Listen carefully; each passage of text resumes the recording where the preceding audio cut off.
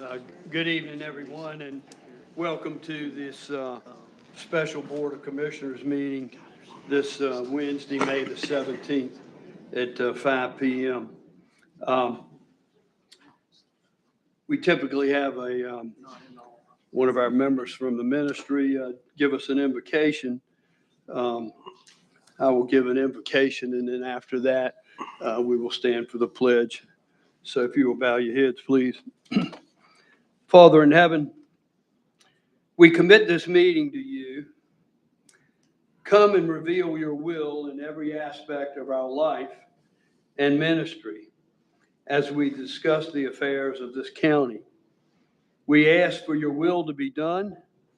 Show us your purpose. Enlighten us that we may know how you want us to accomplish our task. We desire your glory and blessing in all that we do.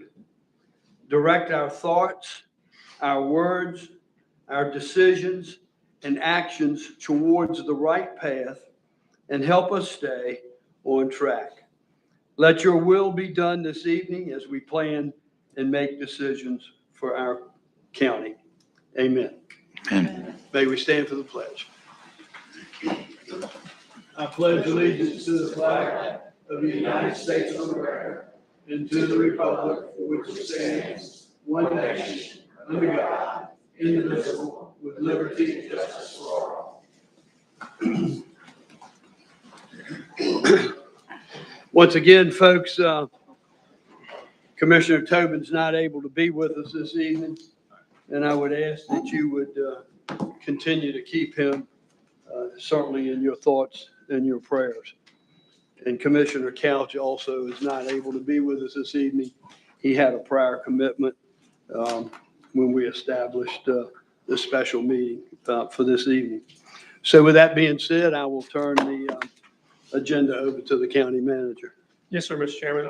Two things, just an introduction. This is a special meeting, and it's different than our normal meetings that we have on the first Monday of each month.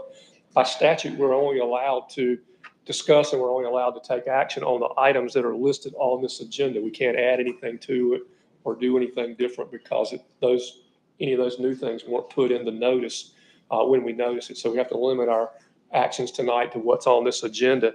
Item one on the agenda is the opening remarks from the chairman. Just a couple of quick items I'd just like to bring to the folks' attention.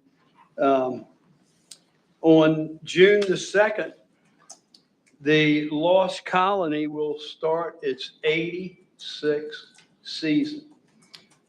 Quite an incredible run, longest running outdoor drama in the country. It will run through August the 26th. They have, I'm sure most of you are aware, they have what's called Dare Nights, and they are scheduled for June 9th, 16th, and the 23rd. All the outdoor drama presentations will begin at 8:30 p.m. and they will be from Monday through Saturday. And tickets this year are starting at $25 each. If you would like more information about the Lost Colony, just go online to the lostcolony.org. And then the second item, very good news. Monday, the National Park Service cleared the path for the Buxton multi-use path. That will be about a 1.6 mile long path that will be about 10 to 12 feet wide, and they will do it in two segments. The plan is to award construction contract by the end of this fiscal year, 2023, which the end of their fiscal year is September 30. And that first segment could certainly be completed by next summer. So that's great news. I know you're excited to hear about that, Mary Helen. So I'm sure you will report that in the style and fashion that you normally do on the Coastland Times. Anyhow, it's a great news for Buxton. County Manager, turn it back over to you. Yes, sir, Mr. Chairman. That brings us to item 2 on the agenda. This is a public hearing with regard to a zoning text amendment for the removal of 22 zoning districts from the residential sections of section 22-31.1 for the cluster home development ordinance. And I asked Noah if he'd come up and just introduce that and give you a little information before we conduct the public hearing. Good evening, Noah. Good afternoon. So in March, Board of Commissioners asked the planning board and planning staff to go back and look at potential revisions to the cluster home ordinance. So in April, the planning board reviewed the ordinance and a motion was made during that review to remove cluster homes from a number of districts. In further discussion, the list kept growing. So in further discussion, it was recommended that we remove it from ordinances that do not, or zoning districts that do not allow for multifamily development, since we have seen that through engineered systems, a level of density is allowed that is, inharmonious with the single family districts that the cluster home ordinance has, found in. And going through that list, it was 22 residential districts, as the county manager has stated. And the planning board, agreed with that recommendation of the removal from 22 districts and found it consistent with land use policy, land use compatibility policy number 3. In the packet that you have is a table that shows the 22 districts that would be removed, the 12 districts that would remain. There's also maps that highlight the districts where it would remain to kind of give you an idea of where in the county it would stay in the ordinance. So after the close of the hearing, y'all should be in a position to act on the motions. Absolutely. Thank you, Noah. Yes, sir. Questions for Noah? Anybody have any questions of Noah? Okay. With that, Mr. Chairman, we'll conduct the public hearing. Ladies and gentlemen, now's the time that's been set aside for this public hearing. This public hearing is only with relation to the change of the zoning ordinance, the changes to chapter 22-31.1. If you're here to speak about anything else, you need to wait until our June meeting and speak at public comment, because this is limited solely to this public hearing that we're having on this zoning change. As with our other public comments and public hearings, if you signed up, I'll recognize you. When I do come to the podium, state your name, where you're from.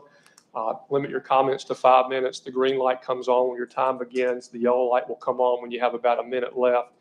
And the red light will come on when you need to conclude your remarks. Tonight, I'll start in Buxton. Is there anybody in Buxton who'd like to speak to this issue? No comment in Buxton. No comment. So I'll start down our list. First I have, is it Audrey Shackelford?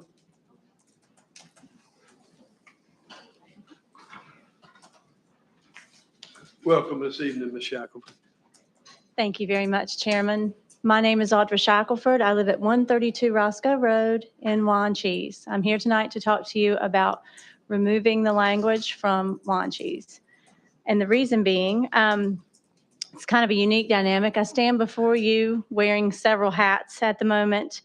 I am the wife of a fisherman, a mother of 3. The oldest works for Dare County. His wife is a teacher at Manio Elementary School. My middle daughter is a nurse in the ER at Outer Banks Hospital, and my youngest son is enrolled in Manio High School. We own a home that we use as a short-term rental. So there's that, which is also located in Wanchese. We also run 3 businesses out of our home since we're in the VR district, which we knew we were allowed to do at the time. And we also board horses and own our own horses on our property. But the kicker of the whole thing is the fact that I've been actively involved in the real estate industry for about 20 years. So I may be looking for a job when this is over.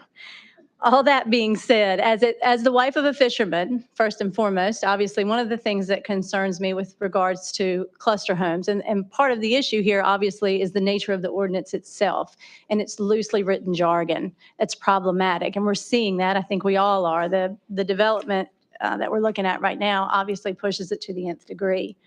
That being said, watershed, water quality, environmental quality, these things are all very real. We don't necessarily have really anything in place with regards to fill amounts. So then we start talking about neighbors, neighborhoods, roads, flooding, storms, things of that nature. As the mother and mother-in-law that I am, I hear complaints from my son in particular about lack of space in our local schools. So Manio schools being full. I hear it from the teacher's perspective from the elementary school, but I also hear it from the high school perspective as a student. Obviously, therein again, when we talk about this style of project, wherein we just have so many houses on such a short amount of space, such a small amount of space, I hear it from my daughter at the hospital. They catch a lot of heat at the hospital. She works in the ER. And she said, Mom, we only have 20 beds in our med-surg unit. And she said, people are having to wait in the waiting room for so long. We have so many people. Every other hospital is 2 hours away. And I'm not telling you anything that you don't already know. But the reality is they're coming under fire because they're having to deal with the patients that are the most emergent. So you do have long waiting lines in the emergency room. Infrastructure is what we're looking at here. As the owner of a rental property, and I'm having this conversation with other friends of mine who have short-term rental properties, whether they're in Wanchese, whether they're on the beach, you're hearing the same thing I'm hearing. The Airbnb numbers are not the same. The Chamber of Commerce may be willing to say to you that their rental numbers this season are not the same. For the first time in all my years, today I put a 90-day rental in the MLS. I've never had to do that before. So things are changing, and I think we have to be careful how we go moving forward. That's a different topic. But because, again, going back to where we are, because of our zoning, we run the fishing business, I run my real estate business, and we also board horses out of our location as well. So we do run those businesses because when we boarding those horses is because we're located on 10 contiguous acres. So you can imagine I look out my front door every day and try to picture what it looks like to have 60 houses. And it's not just a me deal. This is any 10-acre parcel if we don't do something about this going forward. All that being said, the last hat being that of a real estate agent is such that if I'm working with a buyer, 9 times out of 10, I'm trying to make sure that my buyer's making a good investment. And I did the math today with today's going rate at $329. And if we factored in assumed HOA costs, and they weren't exorbitant, plus they have to pay their own property taxes and their own insurance on those houses, you'd be looking at payments upwards of $2,500 a month. So as a buyer's agent, am I going to say to that buyer, I think this is a good investment for you because there's only 59 other houses right here beside you, and maybe they'll take care of them. Are we going to be able to have any equity? So in closing, I know my time is almost up. I want to thank you so much for the opportunity to address this because I do see it from so many different angles, and I'd like to see this language removed from Wanchese. Thank you very much.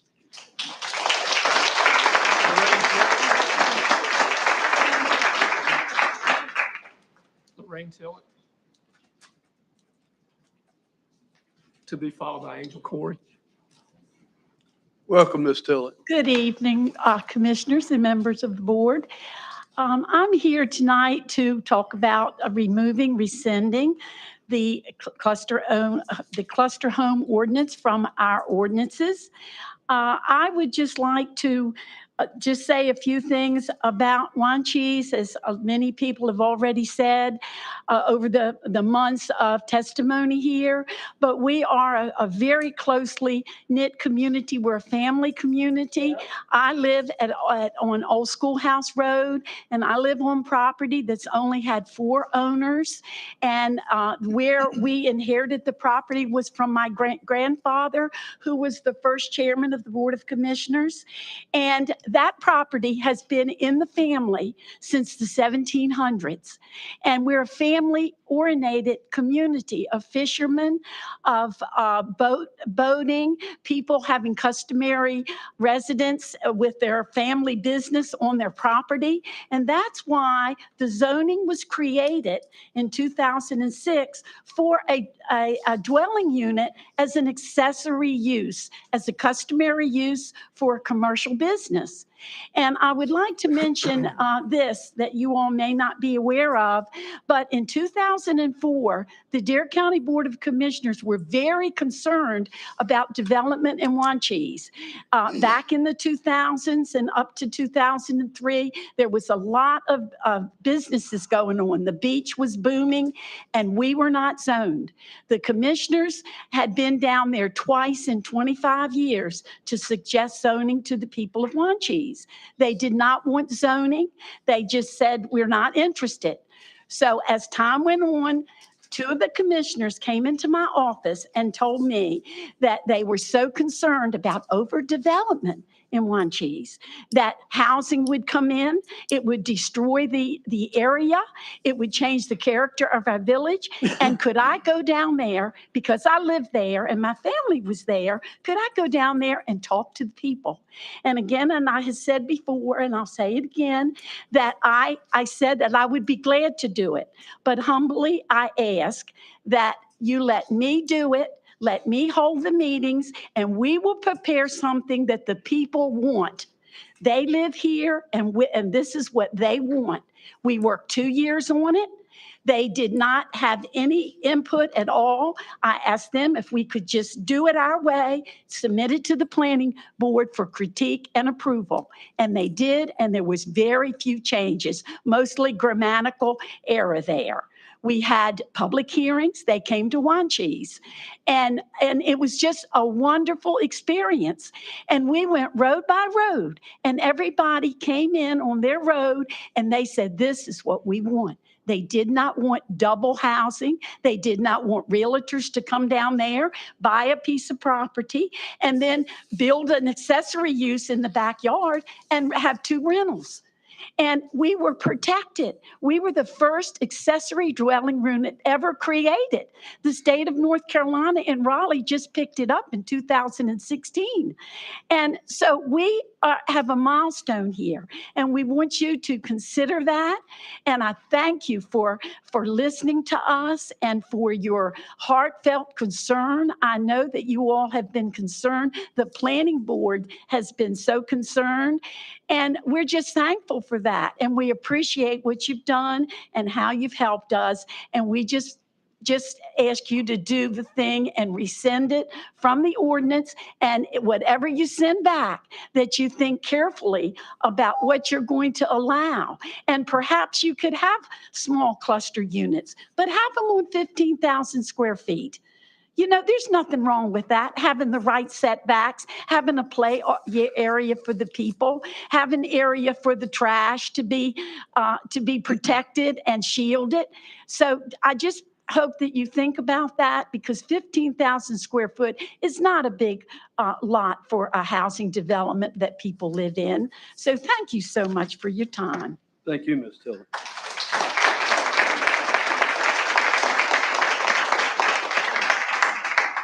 Angel will be followed by Mitchell Bateman.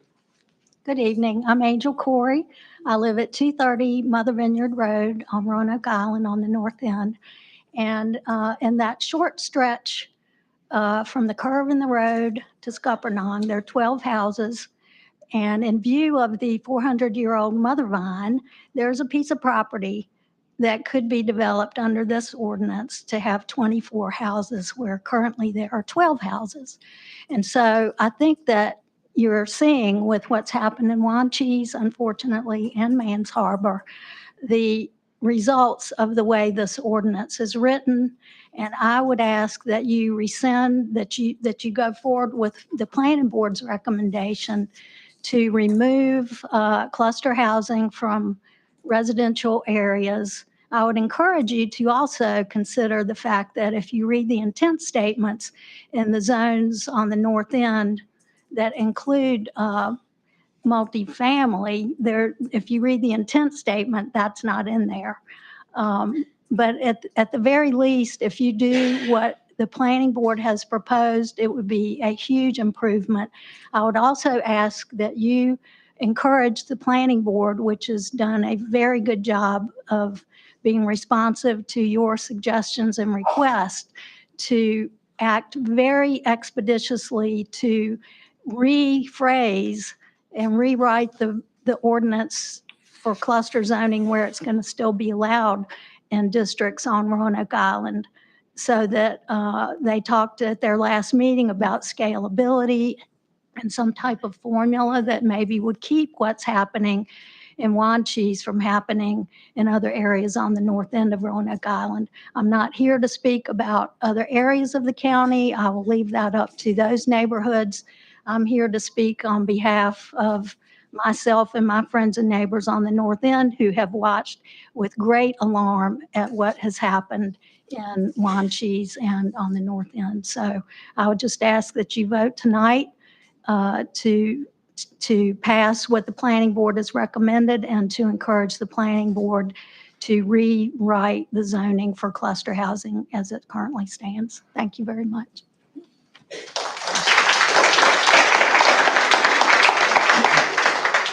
Richard Bateman will be followed by Britton Shackelford.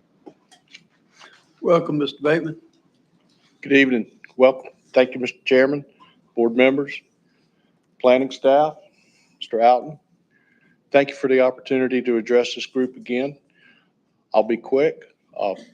First of all, I'd like to thank Commissioner Bateman for attending our community meeting last night. It's kind of a little risky there, sticking your head in the lion's mouth. But anyway, thank you for being there. I'd like to thank Mr. Gillum and his staff for their quick response to the community's request to change the zoning. I'd like to thank this board for moving forward quickly. I look back at the timeline from 2018 until Wanchese was included in zoning. It took about 2 years to enact cluster home zoning in the village. It's taken 2 months to get to this point where you tonight can make a decision to remove it. The speed that this is operated under is incredible, and I think you're all to be commended for that.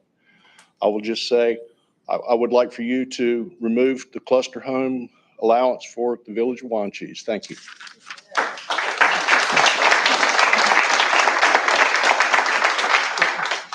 Britton Shackelford will be followed by Pixie Westcott. Welcome this evening, Brent. Britton Shackelford, Chairman, members of the board, Bobby, the ladies who are up there busy typing, keeping all of this straight. I would like to thank y'all myself. There have been many instances of things that are pointed out as emotions have run high over this particular issue. It's run emotionally very high with y'all, and it's also run emotionally high with us. And y'all can tell that this is a very important matter to members of a community. That community was witnessed today as we celebrated the life of one of our members. That's the reason many of us are dressed nicer than normal. It's a reason many people are not here. They were just like, we just want to think about Missy. We don't want to deal with issues that have been made pretty much for us.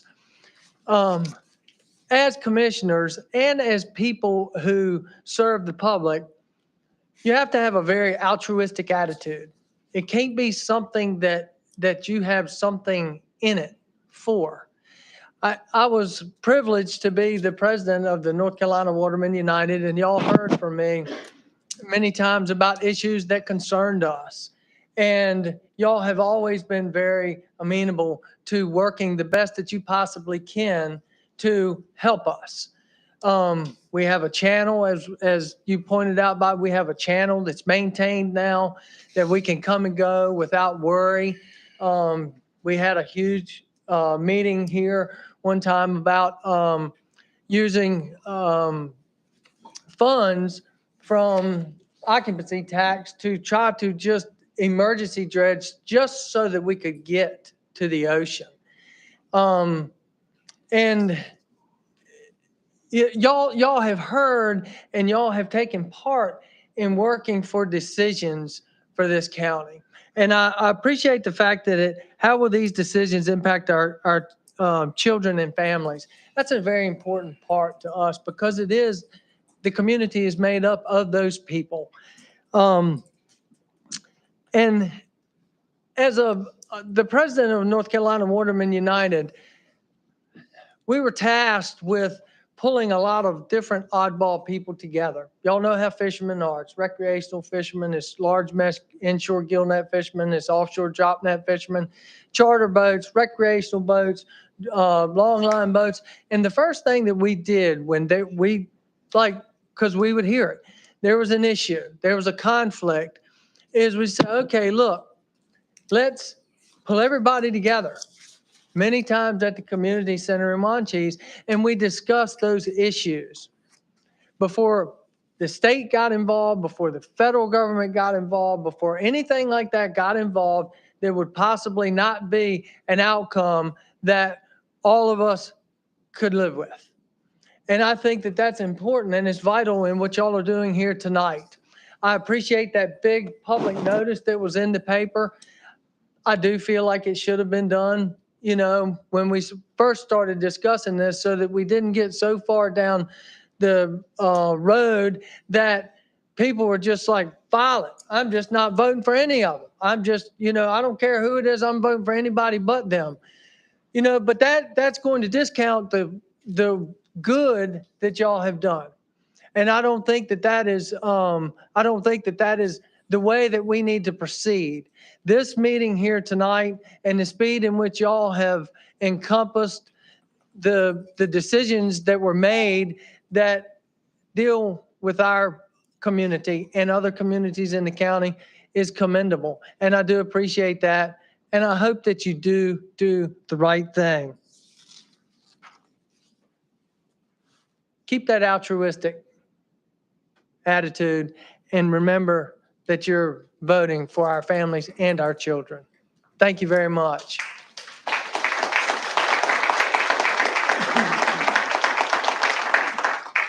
Ms. Westcott will be followed by Robin Mann. Welcome, Ms. Westcott. Thank you. I'm going to go off on a little bit of a tangent, but just roll with me. So I live in Wanchese, Pixie Westcott on Burris Road. However, I was born and raised in New York. And one of the things about being born and raised in New York was my mother, Pat, who many of you knew, took us all down to the UN every summer. Every summer. She showed us the magic of the UN. She showed us the flags up front representing all the various countries that were working together. And when we went inside, which you could do back in the day, we would go right into the chambers. And you would sit down in a chair and put on a headphone, and you could hit buttons on your armrest that changed the language. And all these people up top are translating. And you just sat there and you felt so magical because all these people had come together from all over the world. And they all had their own needs. They all had their own interests. They all had their things that they wanted to work for. Some for the people of their country, some for themselves. However, the interchange between them was working together to resolve whatever it was. And I just thought that was awesome, even as a child. All these countries, varying views, varying thoughts, varying opinions, all of them coming together to sit down, talk, respect each other, negotiate in a civil manner, and come to the resolve that would satisfy everybody somewhere in the middle. As a resident of Roanoke Island and a citizen of the village of Wanchese, I'm proud to say I feel the same way tonight. That little pigtailed girl who was in the UN, she now stands here and says, the commissioners, our community, we have worked together, we have voiced our opinions, we have put them together. I feel secure that we are going to have a resolve to this tonight. I'm really happy about that. I couldn't be more happy about that. We do have to understand, however, there will always be adversaries who arrive inside a Trojan horse to our island to break in, to make their own decisions on what we should be doing. However, the Wanchese Warriors did this. They had their first meeting March 14th. There was a mere 18-day span from that meeting to the Wanchese Preservation Alliance being registered. 18 days. That was united, fundraising, we lawyered up, we incorporated, there were billboards and sign mania everywhere. That all happened in 18 days. However, we will be moving on, and I like the way everything has worked out with us congealing on this, but I also want you to know the United Nations has nothing on this village except the size.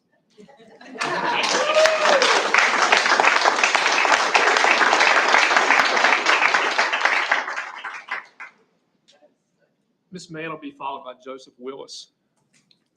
Welcome this Good evening, evening. Robin. Good evening, County Commissioners and citizens. I'm Robin Mann, a longtime resident and business owner of Mann's Harbor. I've spoken at the last two commissioners' meetings on behalf of and as a member of the 2007 Zoning Committee. I'm representing them again tonight and many other concerned citizens from Mann's Harbor. Some are here and some could not be here, but we are here in support of our 2007 original zoning ordinance. We would like to also thank you for hearing our plea and allowing this public hearing tonight to address the issue of reinstating our 2007 zoning ordinance. In my last presentations, I shared with you the history of our diligent work and passion for our community vetted zoning ordinance, MHA and MHB. The toughest part of the zoning process, of course, as we've said, was convincing all those longtime older generations that zoning was going to protect them from the type of housing and businesses that we as the community decided we wanted, and to keep our small town coastal community atmosphere. We feel cluster home developments subverts our intent in the original zoning ordinance as written, vetted, and agreed upon by the residents of our community. Protecting and preserving our natural resources, our traditional ways of life, our delicate estuaries, and our low-lying community, which abuts the Croatan Sound, has been a priority since 2005 when we successfully advocated against a large proposed soundfront private condominium complex that threatened to replace our marina. Native residents vehemently opposed the high-density housing slated to replace the marina and threatened our livelihoods, so we launched into the zoning process along with the Dare County Planning Department. The end result is a beautiful multi-use public marina successfully shared by commercial and recreational fishermen with 2 boat ramps for all to enjoy. The marina is heavily used and provides the only quick access for first responders for emergencies in the Croatan Sound and adjoining sounds. Our efforts were celebrated, and the thoughtful, low impact on the land planning approach to zoning was applauded by many North Carolinians. The North Carolina Coastal Federation awarded their Pelican Award to us for our partnership and collaborative efforts. What an honor it was to be recognized for our diligent work and for protecting our community. During the past 2 meetings, we reminded you that Mann's Harbor lacks the infrastructure to handle high-density cluster housing. Mann's Harbor and Michoud do not have central water or sewer. The added strain on our volunteer fire department, the lack of the water hydrant system, and easily accessible water sources throughout our village, coupled with the need for a fully staffed and trained fire department with proper equipment and adequate first responders is needed now, much less the prospect of adding high density and increased population. With prevailing northeast and southwest winds, the building of structures too close together is a recipe for disaster, making it highly probable when one home catches on fire, it will be difficult to contain the flames to the loss of just one dwelling. We took all of these aspects into consideration when forecasting and planning our future. Mainland Dare County and Roanoke Island have always been considered the diamond areas, an added bonus to the beautiful family-oriented beach areas of Dare County. Tourists enjoy our native history and the varied ecotourism opportunities we offer, like the quiet, less hectic pace for wildlife viewing or a peaceful day spent crabbing and fishing. Over the years, we have witnessed the changes in the beach areas where the old historic ways were replaced with the new, large, tightly built mansions. Historic cottages and wonderful old mom and pop hotels that originally drew so many to the Outer Banks have been replaced. We decisively zoned our community in 2007 to avoid the same overdevelopment in our quiet, quaint maritime community. As elected officials, we ask you to get to know the passionate leaders of our community. We invite you to come and spend the evening with us in our community center. It needs some attention also. We can talk about our history, our concerns, and how we want to share our community. Please give us back our 2007 zoning ordinance as we vetted it and created it. Our Mann's Harbor Zoning Committee the Mans Harbor Civic Association, and the concerned citizens in Mans Harbor. Thank you for allowing me to talk tonight on their behalf. We ask that you vote tonight to rescind it.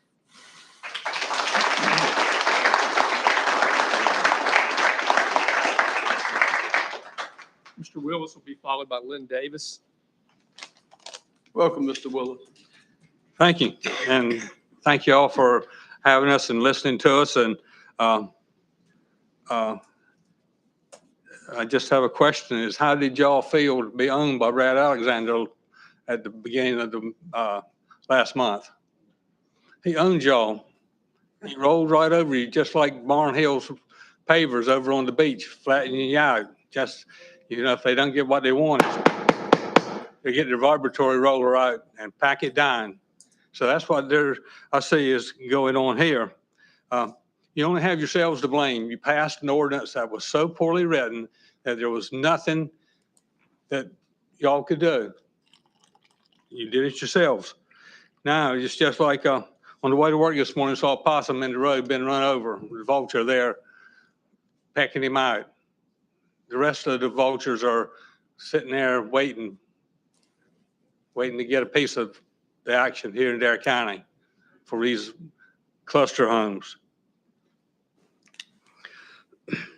So the only thing that seems like that the real estate developers are interested in is the dollar, the almighty dollar.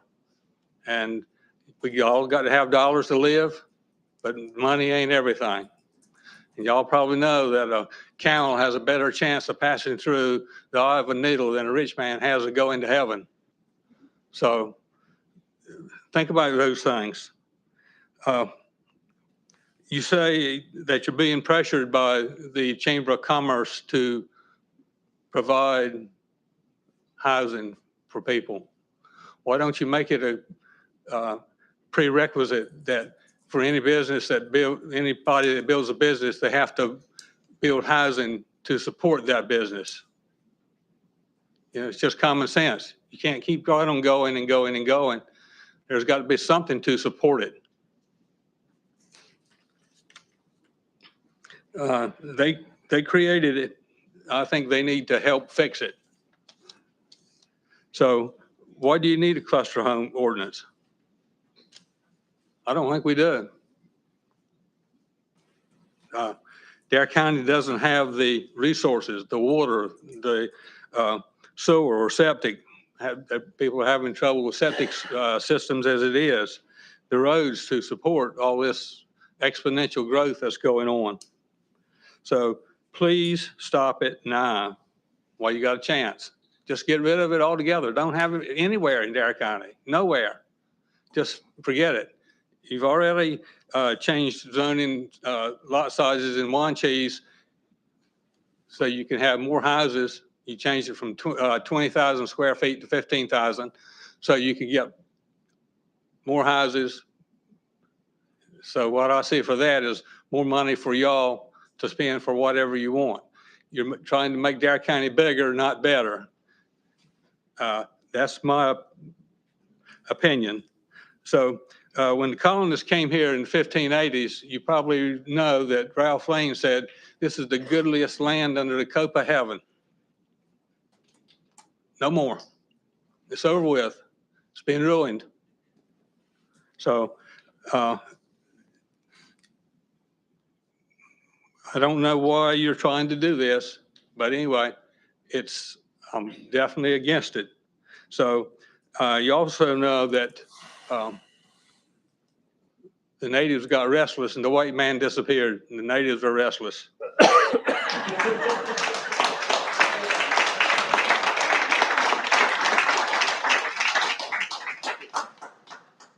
Davis will be followed by Michelle Lewis. Gentlemen, how y'all doing tonight? Welcome, Mr. Davis. I've been listening to everybody in front of me that's been talking, and they speak from their heart. I'm going to speak from my heart right now. My wife and myself moved to Dare County in 1978 when we got married. I was raised down here. I moved away to go to school. When I came back, I brought my bride with me. We've been here ever since. I've been a member of the fire department on Roanoke Island. I've been a member of EMS with Dare County. Fire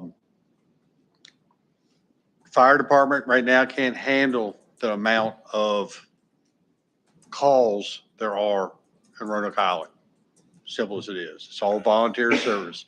You can go at any given time and have 1, 2 firefighters on the whole island, where you have to call for Mans Harbor, Nags Head to come to assist. Roanoke Island, if we're going to grow like it's trying to be done, needs to go to full-time paid department, and that's millions of dollars. And I understand that. I've been in them discussions before, and I've been out of the fire department for a long time.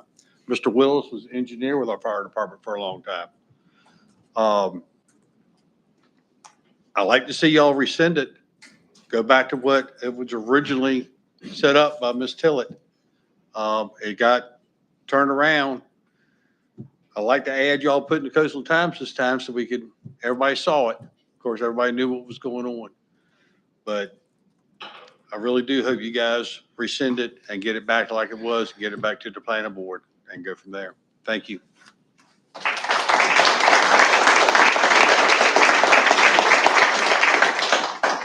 Ms. Lewis will be followed by Andy Pettis. Welcome this evening, Ms. Lewis. Thank you. Thank you, Board of Commissioners. Good evening. I'm Reverend Dr. Michelle Lewis, and I'm the founder and executive director of the Peace Garden Project, pastor at Roanoke Island Presbyterian Church. And in my free time, I teach at Duke University. I live here in Manio.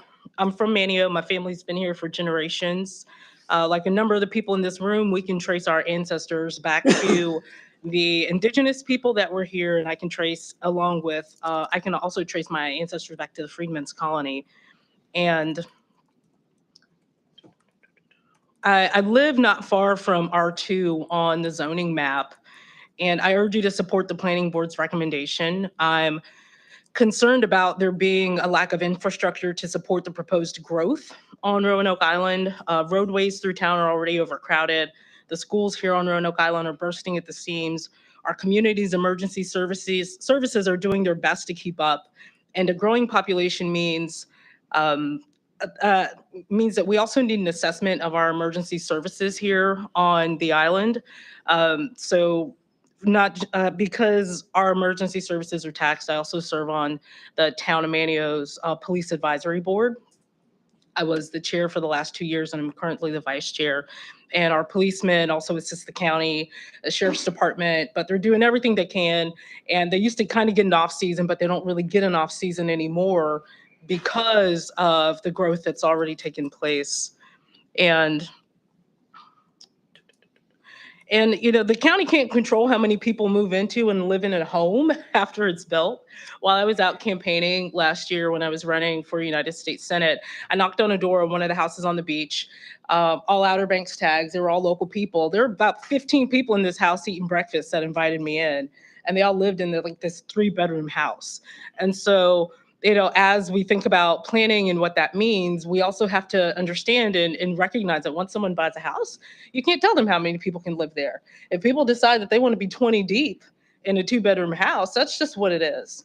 And so we really need to have a plan. I understand there's a need for housing, but cluster home developments without a plan for how the community infrastructure will grow and change with the increased population density is short-sighted and places the well-being of all of us, our families, and the children in our communities at risk.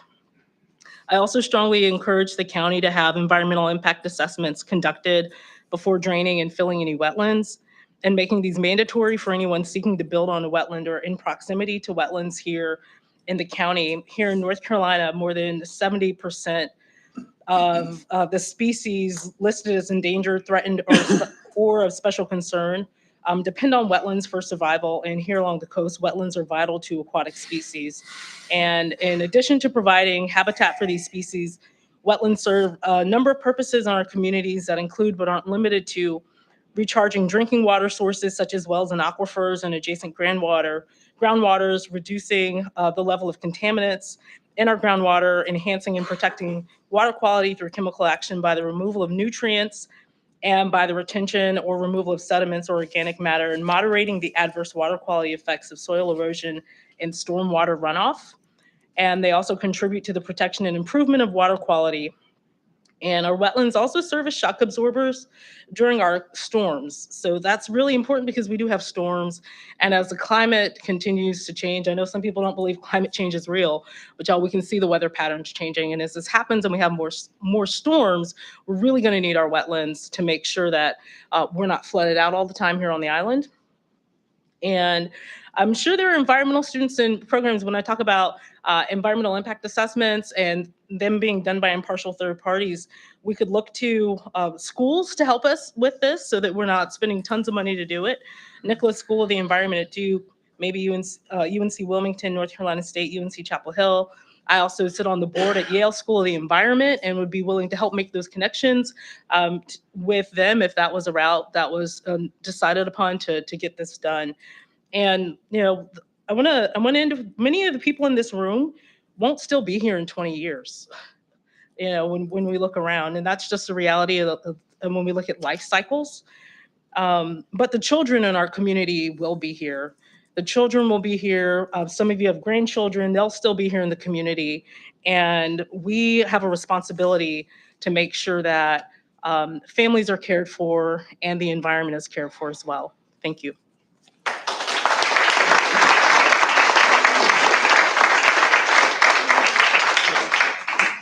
Mr. Pettis will be followed by Sandy Burrell. Welcome, Mr. Pettis. Good evening, Chairman Woodard and members of the Board of Commissioners.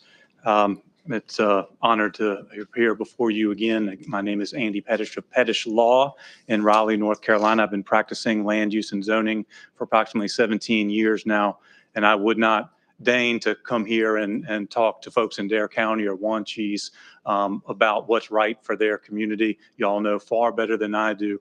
But what I do have is some expertise in zoning and land use. And so I want to comment on that in my time that I have before you. And if I may approach and hand up.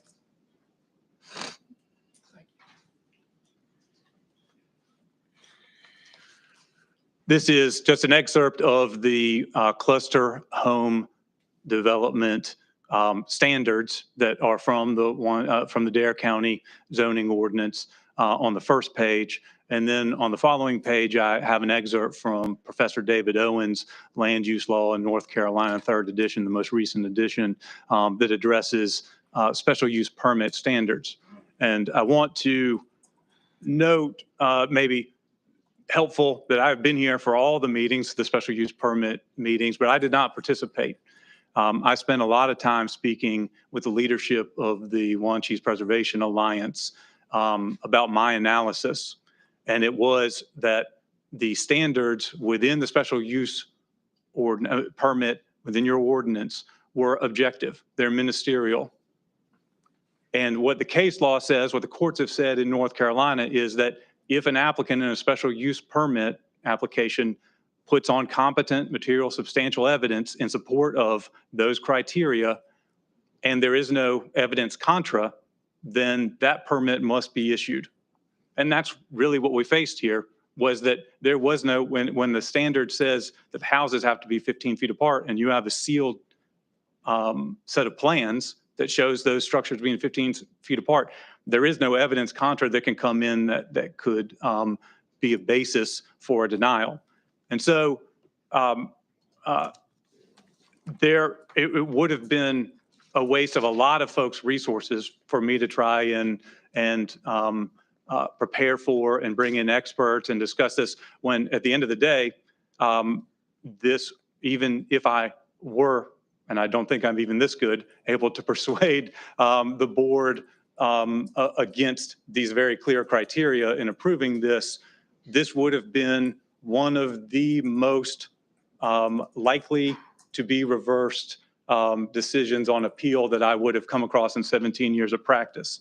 So the focus has been on looking forward and looking at the text amendment. And I, along with many of the people, as they've expressed, appreciate the speed at which this board and staff, Mr. Gillum, have brought this text amendment to you. And so, again, on the second page, there's 4 criteria for the general standards that are included in special use permits across North Carolina. And one of those is that it's in general conformity with the comprehensive plan. And I've reviewed the comprehensive plan, I believe still operating on the 2009 land use plan. And there would have been, as the Reverend Doctor before me spoke, and many others have alluded to, the comprehensive plan, the land use plan, would have been such a valuable tool to be for this board, whether you approved it or not, for this board to be able to have relied upon, and for the opposition to be able to have spoken to and brought in evidence with respect to the density, the scale, infrastructure, environmental impacts, et cetera, because they're all addressed in here.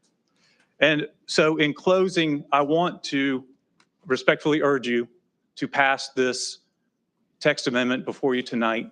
And one of the reasons is the urgency is that in North Carolina, there's a law called permit choice, which means that anybody that came in with a complete cluster home development application today, or at any point prior to you passing this, would have the right to proceed under the old rules. So it is time is of the essence with respect to passing this. And I thank you so much for your attention to this and your patience with throughout this entire process. Thank you.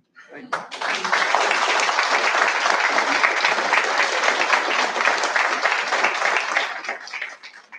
Mr. Real will be followed by Will Brooks.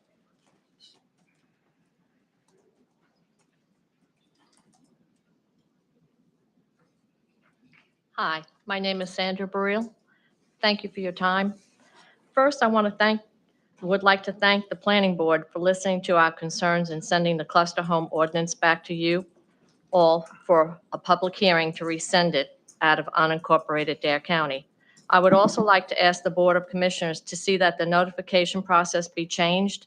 I see the past notice for this public hearing was a half page in the Coastland Times, and it was also advertised on local radio stations.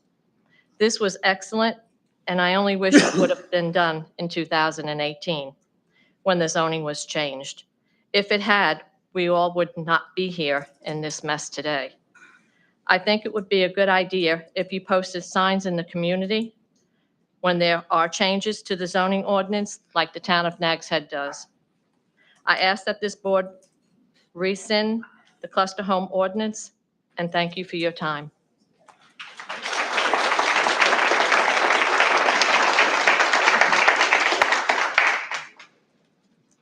Mr. Brooks will be followed by Ralph Burrell.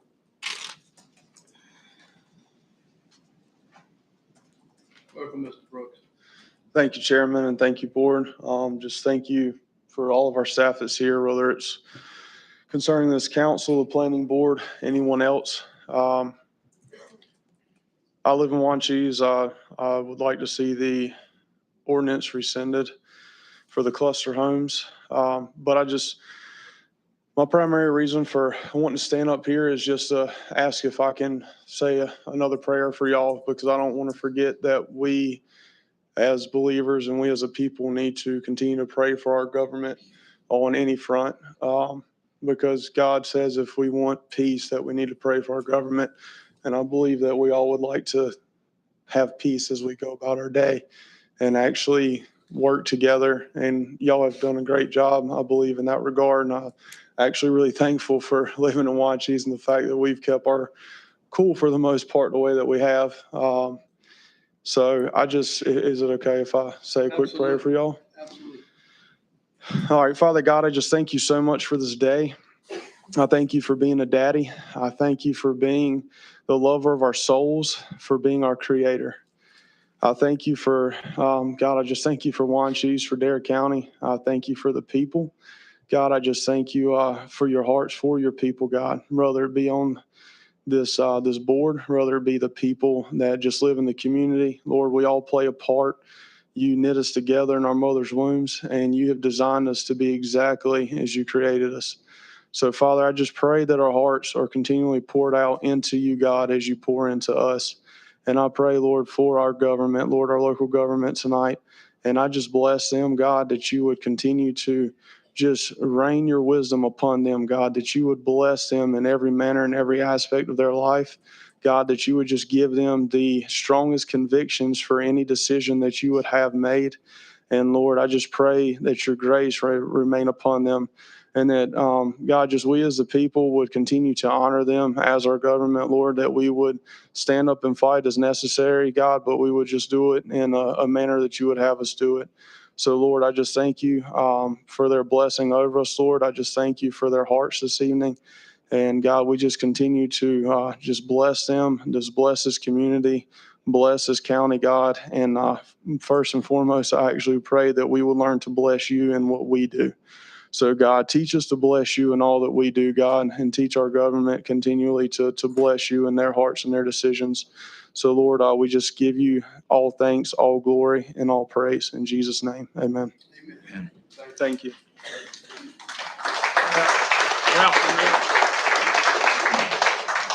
Mr. Burrell will be followed by Craig Parker. Welcome back. Good evening, Mr. Chairman, Commissioners. I'm not going to speak very long tonight. I think you've heard the communities loud and clear. And it's just not, after going through this whole process, it's really not just the unincorporated Dare County that is talking about all this development. You hear from the beach communities too. I guess the biggest thing that has been talked about is the 14 houses going up in Kildover Hills beside the 60 that had been proposed for Wanchese.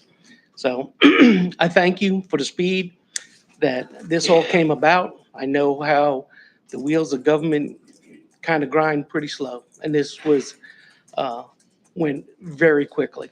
So I thank you for that, and I hope that we can get through this. And for me, it's just time to vote. Thank you very much.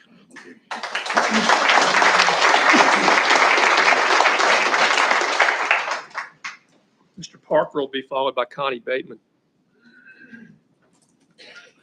Welcome, Mr. Parker. Good evening, gentlemen, ladies. Thank you all for allowing us to be here again tonight.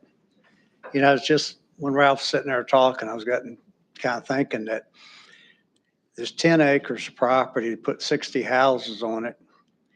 If those 60 houses are containing 30% of that property, you got 60 houses on 3 acres of property.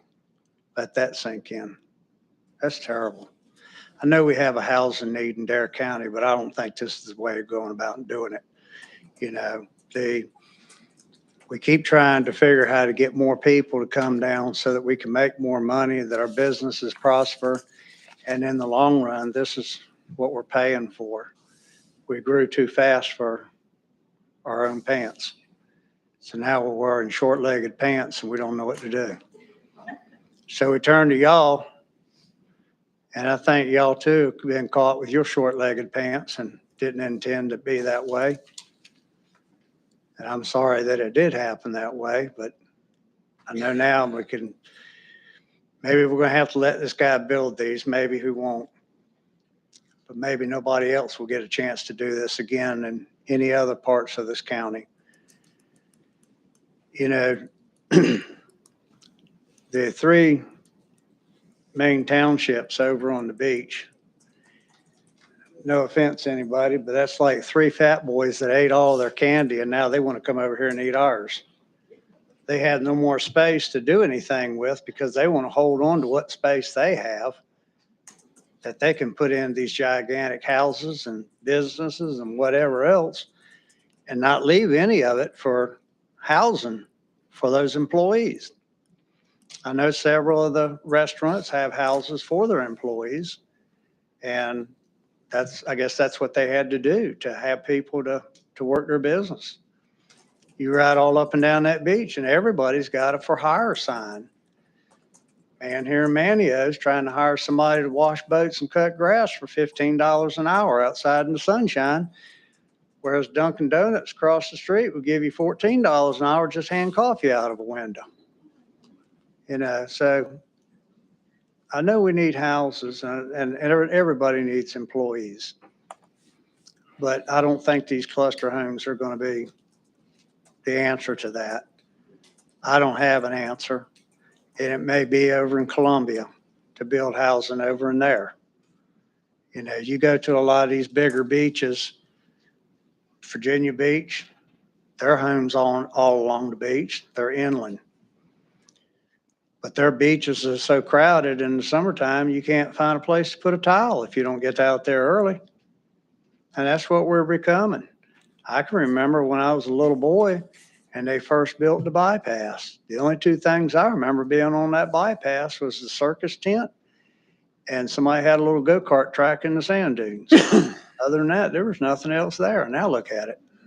That was a 2-lane road. Now it's 4-lane.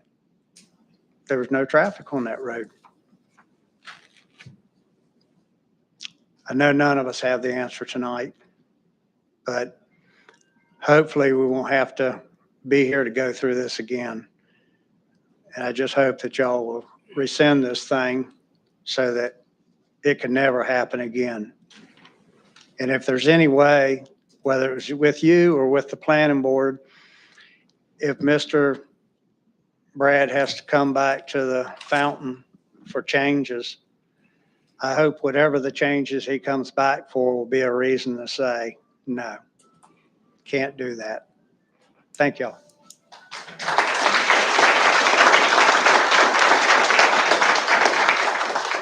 Tammy Daniels will follow Ms. Bateman. Thank you so much. Thank you for letting us speak tonight. My name is Connie Bateman, and I live in Wanchese. And I'm here tonight because I have grandchildren that I love very much. And I'm hoping I won't cry because I do love them that much. And when I see what can happen with cluster housing if this continues, they will not have a safe place to play with all the cars, the traffic, everything that's entailed that everybody has spoken before. And I just ask that you please remove the text of cluster housing for Wanchese, and let's just keep it simple the way life has always been. Thank you so very much. Bye-bye.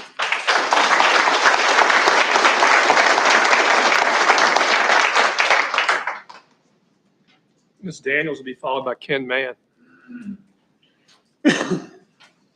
Welcome, Ms. Daniels. Hi, thank you. Thank you so much for this opportunity. I'm Connie Bateman's sister, and I support everything that she said about Wanchese. Well, anyway, I left Wanchese 34 years ago because of the family business. Not that I wanted to. It was very traumatic for me. I lived in Virginia, and right now I still live in Virginia, but I'm planning to move back in a couple years. Wanchese is very special to me. And like I said, my husband, he had many brothers and sisters there and are just, I mean, it's just been a wonderful place. I referred to it in Virginia as God's country. I'm going to go back to God's country. Everybody knew that it meant Wanchese. But I'm just asking, please, please think about what this is going to do to Wanchese, change the fabric of it. And I just appreciate y'all thinking very hard about this, making the right decision. Thank you very much. Bye-bye.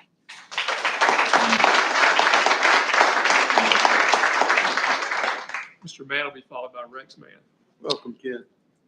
Thank you, sir. Thank you for the opportunity. I only speak for just a moment. You've heard so much already today and over the past few weeks. First, I would lend my voice to the others that have asked you to vote for the zoning text amendment as recommended by the planning board.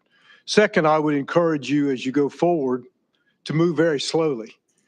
We all know, some of you have said yourself you had no idea what would happen. And there's probably some unforeseen things in our future as well. Maybe it would be good to just move slowly. There's a couple of projects out there. See what happens to them. See what's good. See what's wrong. And let us move forward with more knowledge and understanding. And last, I would say that I think that the efforts were put forth to hopefully maybe bring some relief to the housing situation. It's been around a long time. And I know you guys are working on stuff right now. And I would say that if I can be of help to you, I would lend my services and my time because I believe it's a problem that is all of ours, not just the folks in Nags Head or Killed Over Here's or Wanchese. We've all benefited from travel and tourism to one degree or another, and now we're all suffering from it to some degree or another. So I think the solution needs to come from all of us. And I firmly believe there are solutions. And I'll just leave you with that. Thank you very much.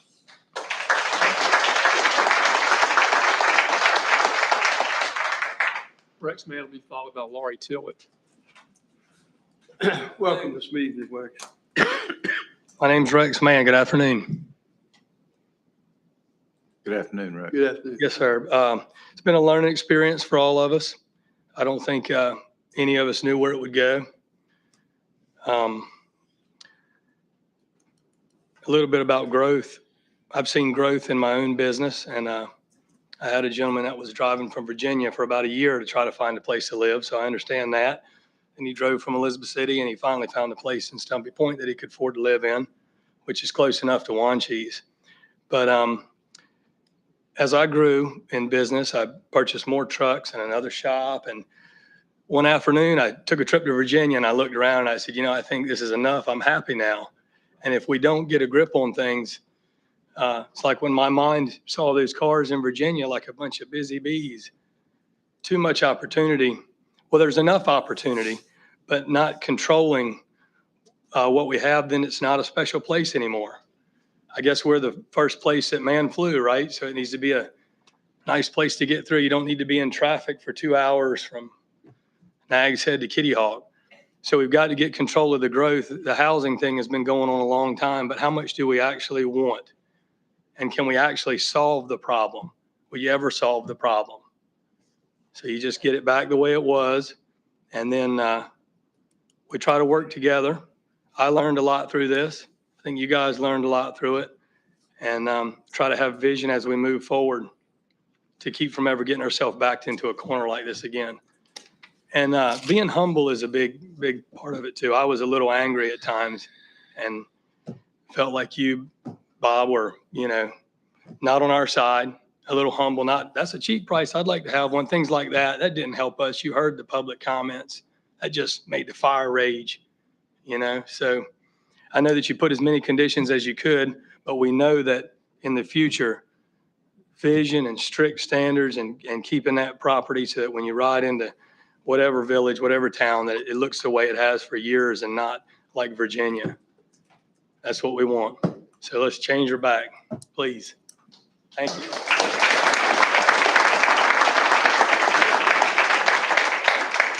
Ms. Tillett will be followed by Justin Bateman. Welcome. Good evening again. Laurie Tillett from Wanchese. I want to thank y'all for the opportunity. I want to thank Noah and the planning board for all they've done and all the meetings, the special meetings, and y'all expediting this. It means the world to all of us out here, and I'm sure y'all know that. And we would really like to ask that you rescind this ordinance and these changes that have been done, and not just for Wanchese, but all of unincorporated Dare County. This is not right for Dare County. I had the pleasure of having to be in Elizabeth City today and drive back down that beach. It's not even Memorial Weekend. And let me tell you, it took a long time and the traffic is horrendous. We've just got to figure out a way to control our growth, not against growth. We all have property. We all want to sell what we have at some point or save it for our kids. But thank y'all for listening to us, expediting this. And I'm just asking you to take it away. And we'll be involved as a community to help find answers for the housing that we need. We understand there's a need. And if we all work together, I think we can find an answer. And we all make mistakes. And this was a mistake, we feel like, but we can all correct our mistakes and move forward. And thank y'all so much. I appreciate it.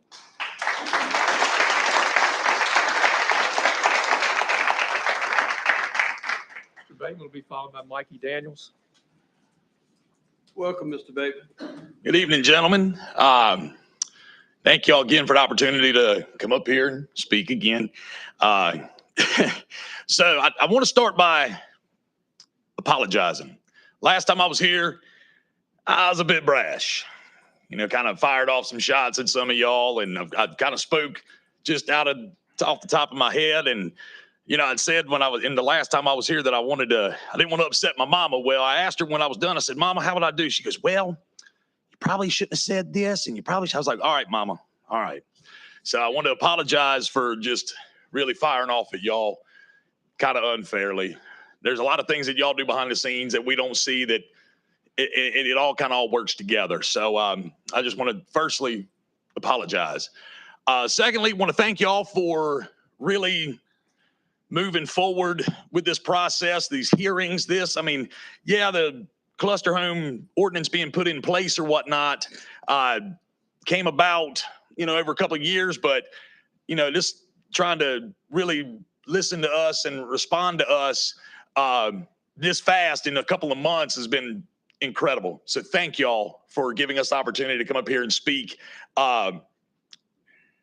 in favor of having the text amendment removed for the cluster homes. I mean, as you can see, we're some pretty proud people. You know what I mean? We got T-shirts all in here for Wine Cheese. I don't see anybody that's got like a straight out of Southern Shore shirt walking around. Y'all see straight out of Kitty Hawk. I kid. But I mean, we're some proud people, and a lot of unincorporated dairy feels the same way. And a lot of unincorporated dairy does not want to have this ordinance in place anymore either. I have an idea though, and I kind of came in late, so this may have been floated, it may not have been. I want to say it was about 3 years ago. Manteo High School was going through some stuff where they were group of people was trying to get the Redskins removed from, you remember that? Yes, sir. Yeah, so when it came time to vote, and y'all might be able to correct me if I'm wrong, this is kind of how I remember it though. When it came time to vote on it with the Board of Education, I believe it was unanimous to keep it the same. Keep Manteo Redskins the Manteo Redskins, and I believe that they put it to bed, and they put it to bed for good, that it was not to ever be brought up again. Could that happen now? Could this text amendment be removed and never to be brought up and put back in place again? Is that something possible?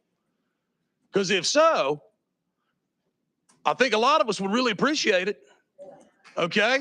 So that's just something I was thinking about on my way here, running in late.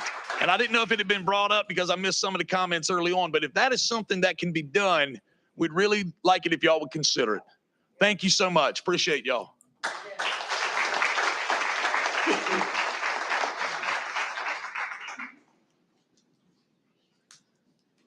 Mikey, welcome.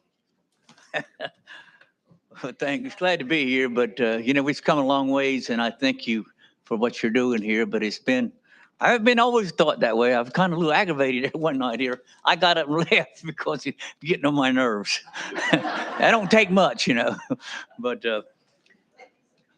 I sitting here and listen. That's why I like to be the last one.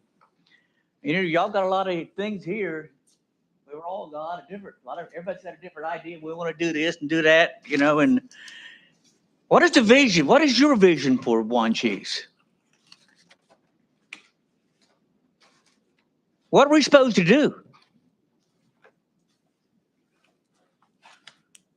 We're the fishermen are almost run out of business because of water quality. And we need to deal with that. I've called for, I guess, 15 calls today. Nobody will even call you and talk to you about the coastal waters out there. What is going on? And another thing that I've been thinking about is, what we can do, the people in here in Wine Cheese, we could get us a little boat and we could go to this harbor and start cleaning up some of this junk we got around there. And my daddy, he loved it. He said, one man's junk's another man's treasure. And he didn't buy nothing new. It was all junk. But we made it, and so, but what we need to do is, what is going on here? We don't want to fight back like this again. We need to have a plan of what we want and what's going on here. And that's what I, want to do. And I appreciate the guy's prayer there. And I'm sorry that, I prayed for y'all not to sleep, but I think I'm the only one getting sleep. So, and I'm seeing everybody laughing. So that makes it better. We don't need to be fighting, fussing. Fighting, fussing don't get you very far, and. Well, Mikey, I just want to tell you, the Lord answers prayers.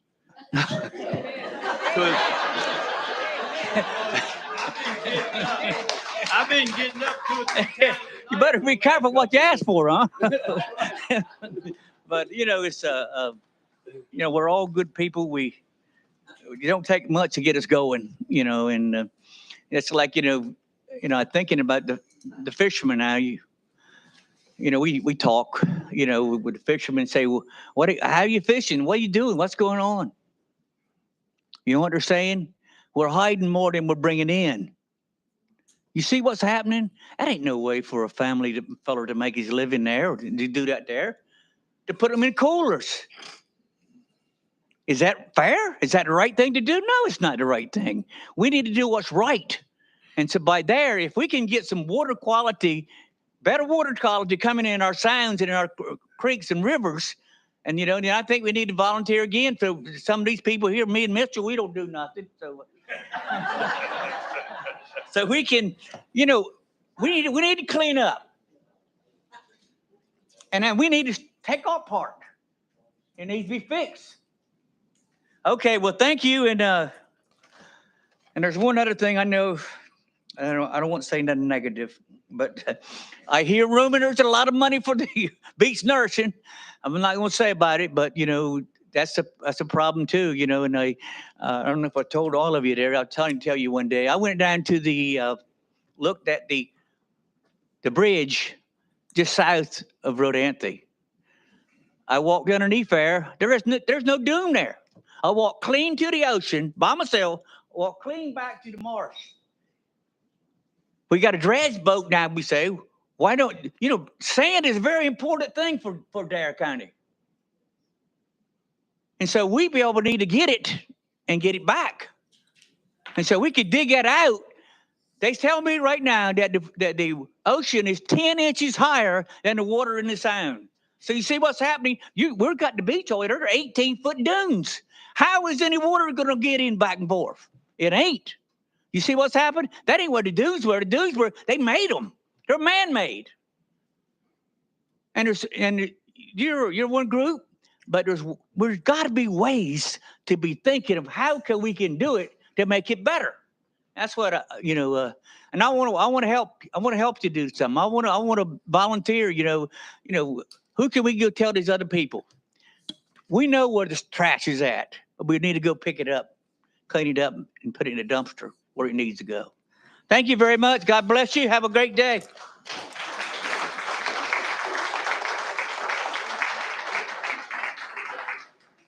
State your name, please. Donna Maderas. Welcome, Ms. McGarrett. Thank you, all of you. Commissioners and all you guys and girls. I moved here in '88. I lived in Massachusetts. That's where my family was born. And I was with a family camping there because where we lived, which what you call cluster homes, was projects. And we used to lock up the house and go for the summer camping up in Cape Cod, so my children would be safe. I had my son Bradley. I don't know if anybody knows my Bradley English. He was very well known in the area. And he was schizophrenic and childlike. I used to never let my children out of the house unless I went with them. I've had my children come home and tell me about how they saw things that were horrible. I took my kids camping all summer, and then we came back for school. And they went to school, and then we did the same thing every year. And I met the Saunders family, and one year they could not come. So we decided we were coming here. That was in July of '88. I spent the best 2 weeks of my life here in Wanchese. My kids went out the door, up the road, and they came back in top condition.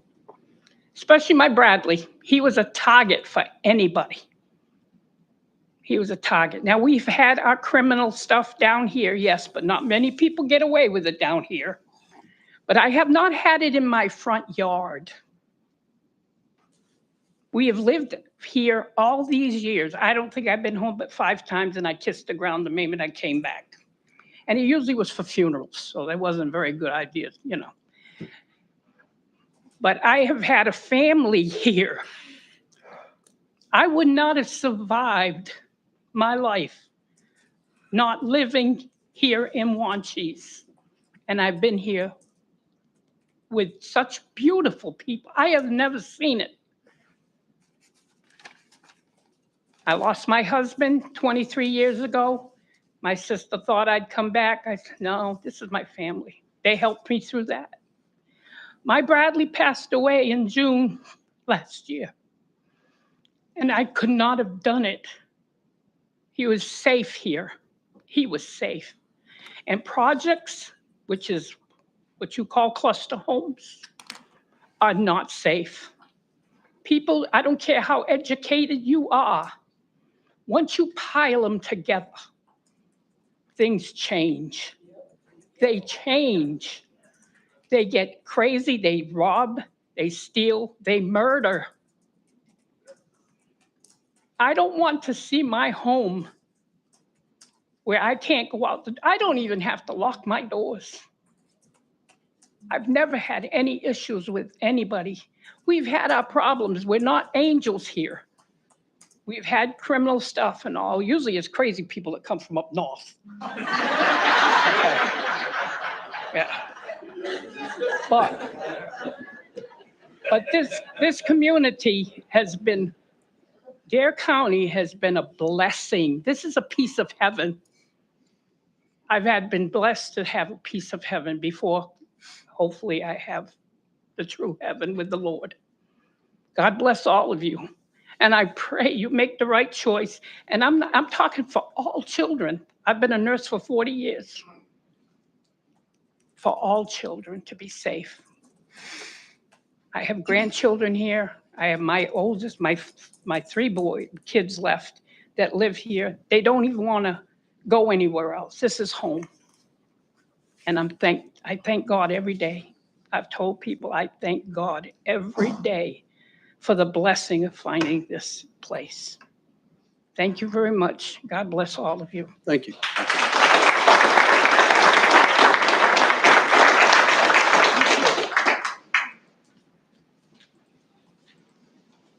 If you'd state your name, please. Chris Carey, 44 Ormond's Way, 27981. Welcome, Mr. Gary. Thank you. Pleasure to be here this evening, folks. Okay.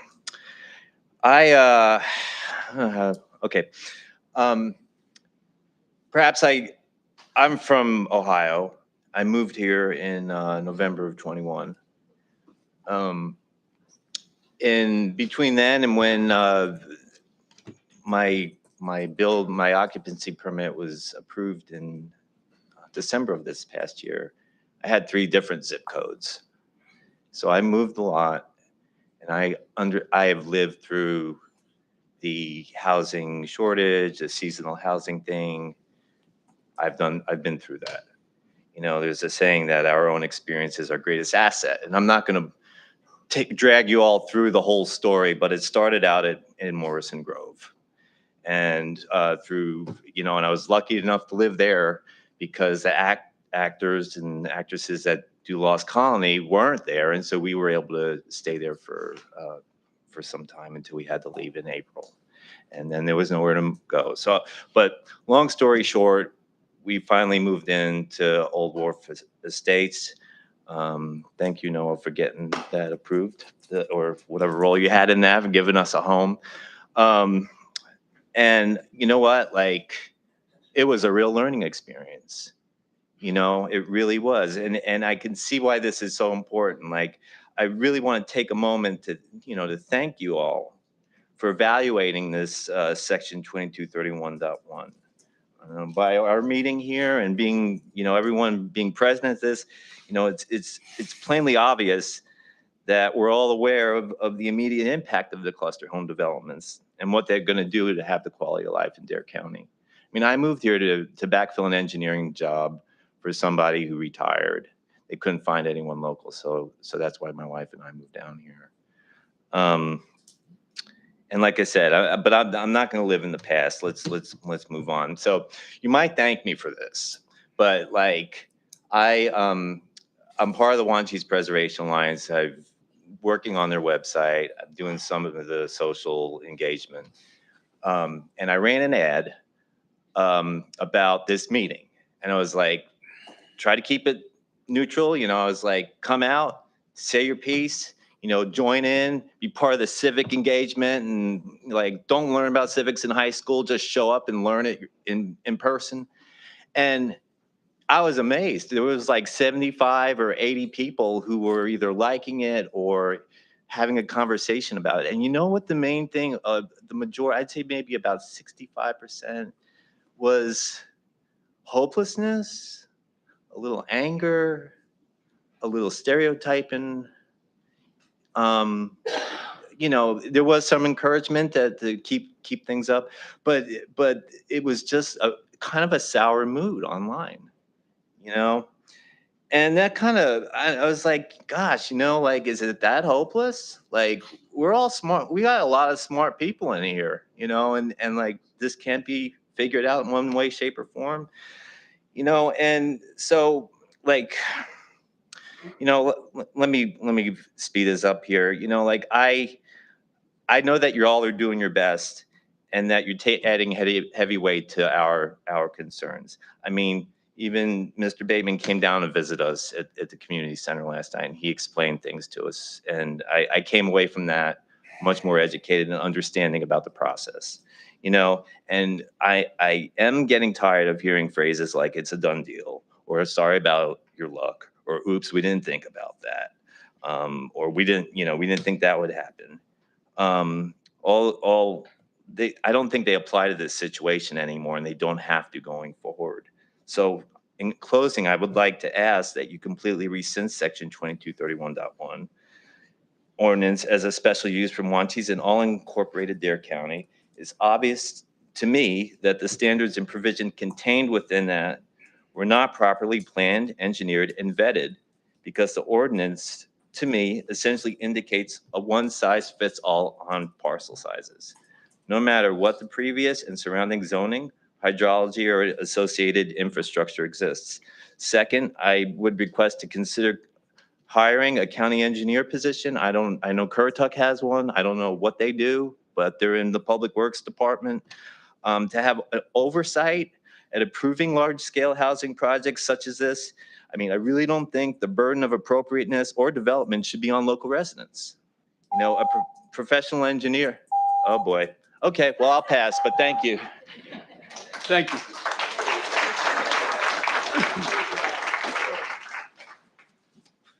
Come up and state your name, please.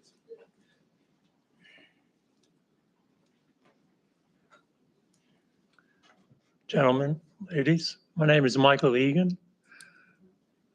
I've lived in this county for 30 years, raised all of my 5 children in this county.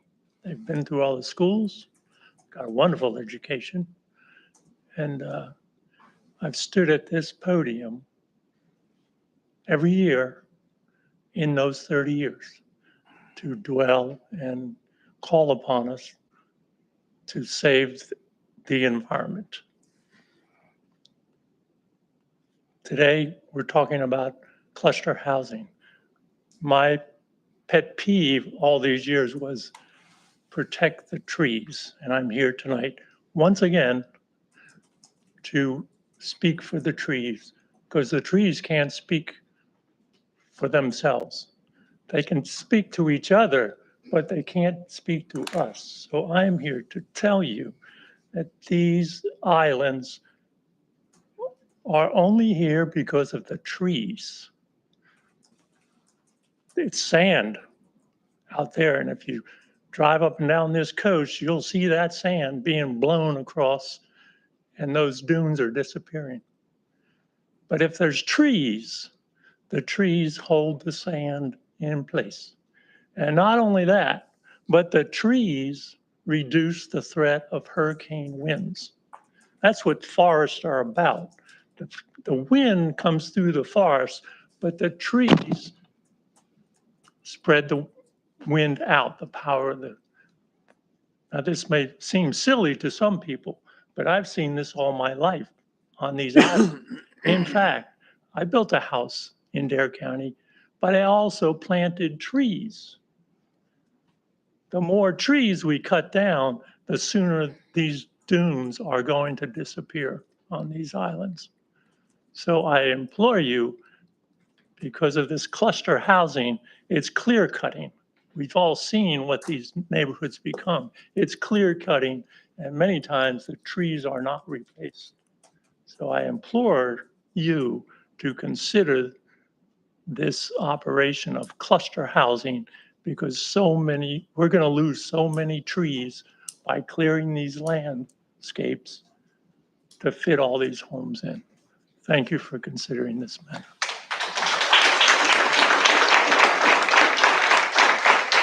Yes, ma'am.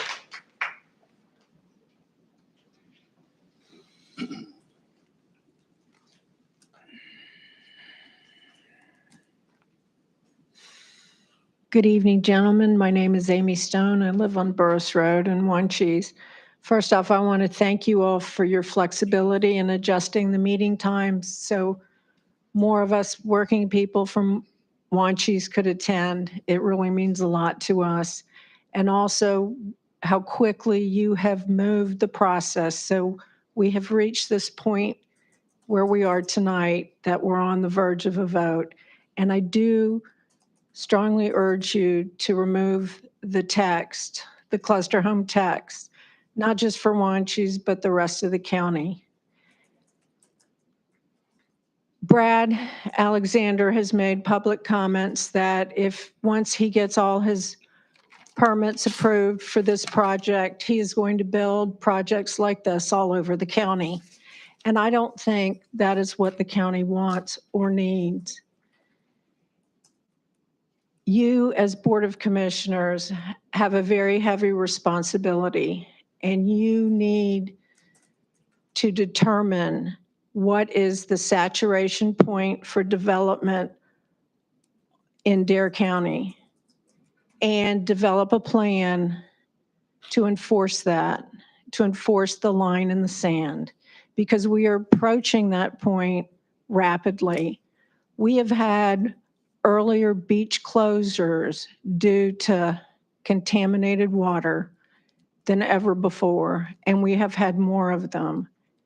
People come here to the beach. If the beaches are closed because of fecal contamination, they're not going to come back. So we're kind of killing the goose that laid the golden egg. So I, again, just implore you all to rescind the ordinance, but to also be very diligent and thoughtful, take comments from the community, because we must get a development plan so we do not destroy what we have. Thank you. Thank you.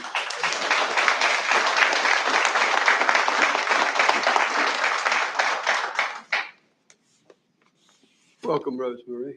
Thank you. Good evening. Rosemary Dozier. I'm a resident of East Lake, North Carolina, and very proud of it. And I just want to speak to the people of Wanchese and thank them for including the other unincorporated towns. We're not as large as you are. You have a larger population. Anything we can do to help, we'd love to. But yes, this is a serious problem and it needs to be addressed. And I'm glad that we're going to be included in any decisions made tonight. Thank you. Thank you. Any other public comment tonight? Anybody else wish to speak? Yes, ma'am.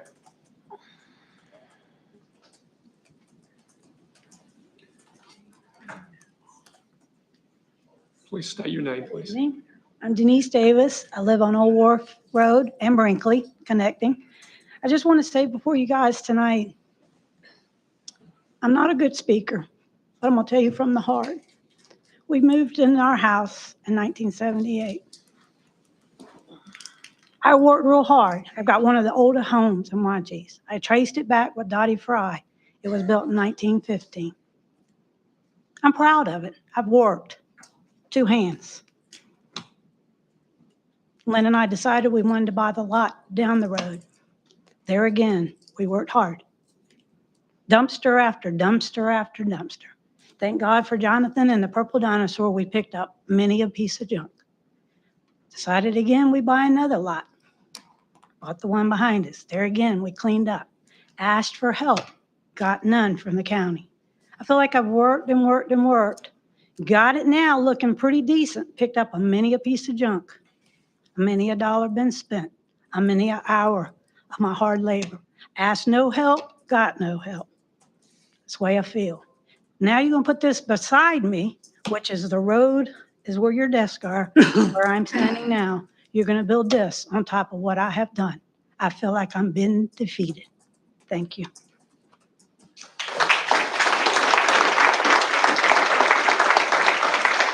Other public comment tonight? Anyone else like to speak before we close the public hearing? Seeing none, Mr. Chairman, we close the public hearing. Thank you, County Manager. That brings us to, bear with me just a minute. We're still on item 2, and it's a proposal before you this evening, Board, to find the draft, to act on the proposed amendment. We could choose to make revisions to the draft amendment based on public input or board discussions. We may choose to take no action. So I would yield to the board and ask what is the pleasure of the board. I'll make a motion. Okay? I move that the draft amendment, section 22-31-1, the Dare County zoning ordinance to remove the 22 zoning districts listed in the statement of consistency, reasonableness by adopted as proposed. The statement of consistency and the reasonableness has been prepared by the staff, is adopted as part of this motion. Second that motion. Okay, there's a motion on the floor by Commissioner Bateman. And it's been seconded by Commissioner House. The floor is now open for further discussion, if the board has any. Mr. Chairman, I'd like to add to that motion, if this is the right way to do this, to ask the planning board to, as several of the folks mentioned here this evening, to go back as part of this rescinding the cluster home text amendment from the 22 zoning districts that were mentioned, but to basically go back and look at a cluster home, if you want to call it that, or whatever, but to redefine what Dare County wants a higher density development to look like. And that may not be, should be part of this motion, or it could be part of this motion, but I'll yield to the county manager, county attorney to clean that up for me. My suggestion would be to act on this motion, and then if you want to make a motion. Yeah, it's separate. To that effect. 10-4, can do. Yeah, Thank you. absolutely. The planning board is still looking at revisions to the remaining districts based off of the decision tonight that would remain. That's still scheduled to happen. It's on the agenda for the June meeting for any potential changes to the districts that will remain based off of tonight's decision.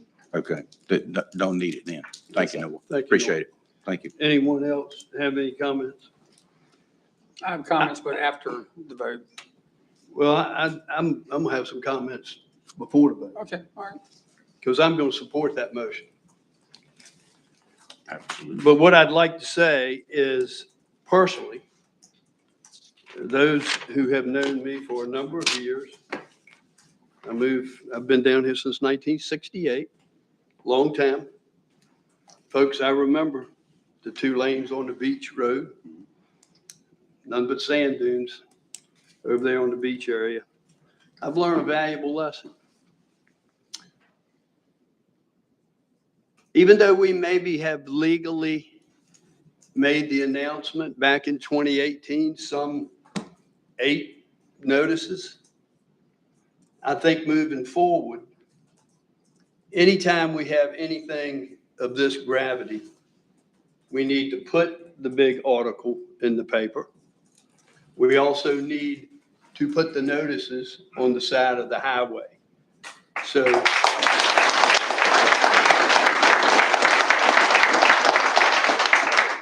So I will make that motion at another meeting moving forward, but I think that's important that we do that.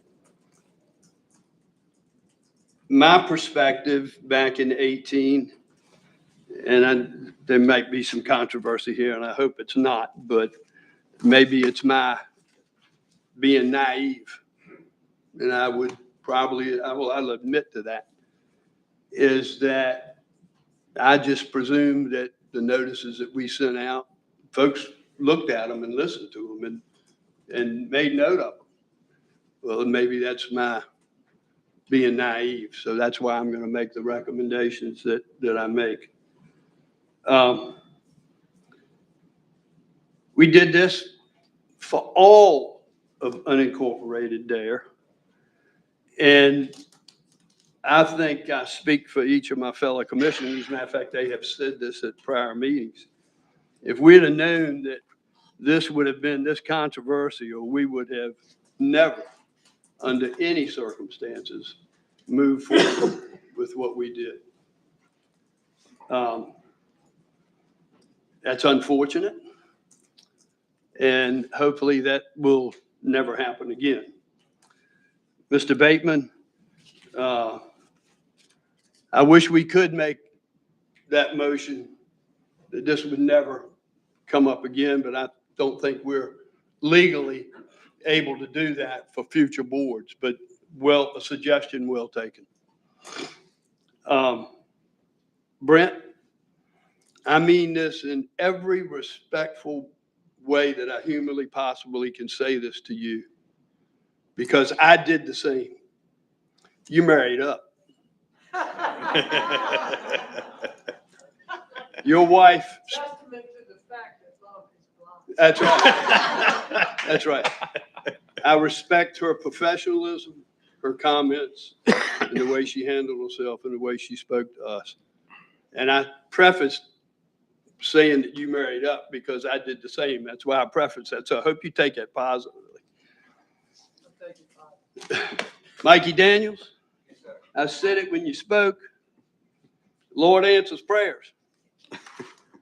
Last 30, 45 days, I've had some sleepless nights.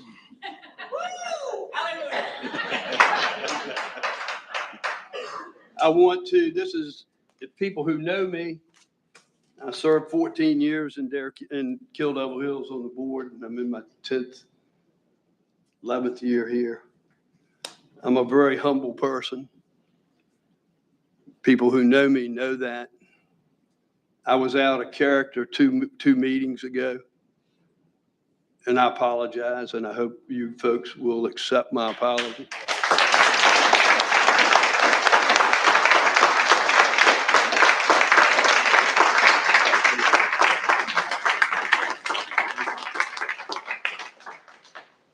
Folks, this board, we want everything humanly possible right for our citizens of Dare County. We spend many countless hours, and Mikey can attest to this. He sat in this very seat, that we try to do what's right for our citizens. We take it very seriously when we say, how will these decisions impact our children and our families? Caring for our community, a nurturing place where all can live and grow. Please understand, we work very hard for you. I want to thank you all for the kind words that you've all said this evening. And Ken, I'm going to take you up. We need your help. We've grown, folks. There's no question about it. This county has grown tremendously, and we've got to find a way to make it work for all of us. I don't have all the answers. My fellow commissioners don't have all the answers, but I can assure you we will listen to you. And as long as I sit in this seat, if I have to come personally and sit at the citizens' kitchen table over an issue that might affect them, I'll do it. We should,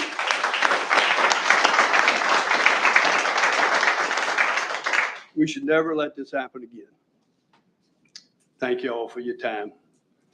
Those in favor of this motion, unless any of my fellow commissioners have anything else to say, those in favor of this motion signify by saying aye. Aye. Opposed, like sign. Motion carries unanimous.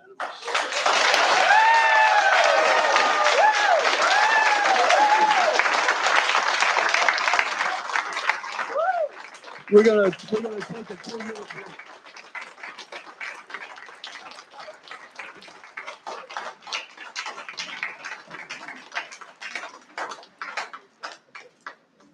I gotta have a hug, bud.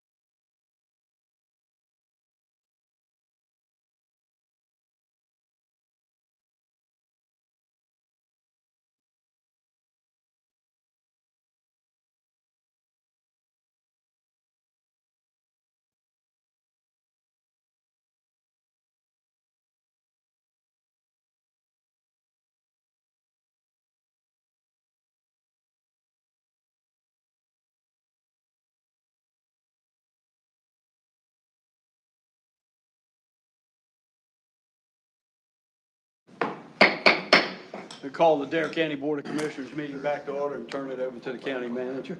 Mr. Chairman, that brings us to item 3 on the agenda, and that's the County of Dare Human Resources Personnel Manual.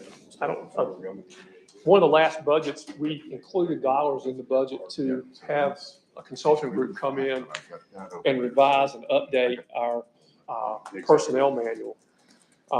That process took a year, roughly, and they worked hard with our HR department to take what we got, bring it up to sort of modern standards.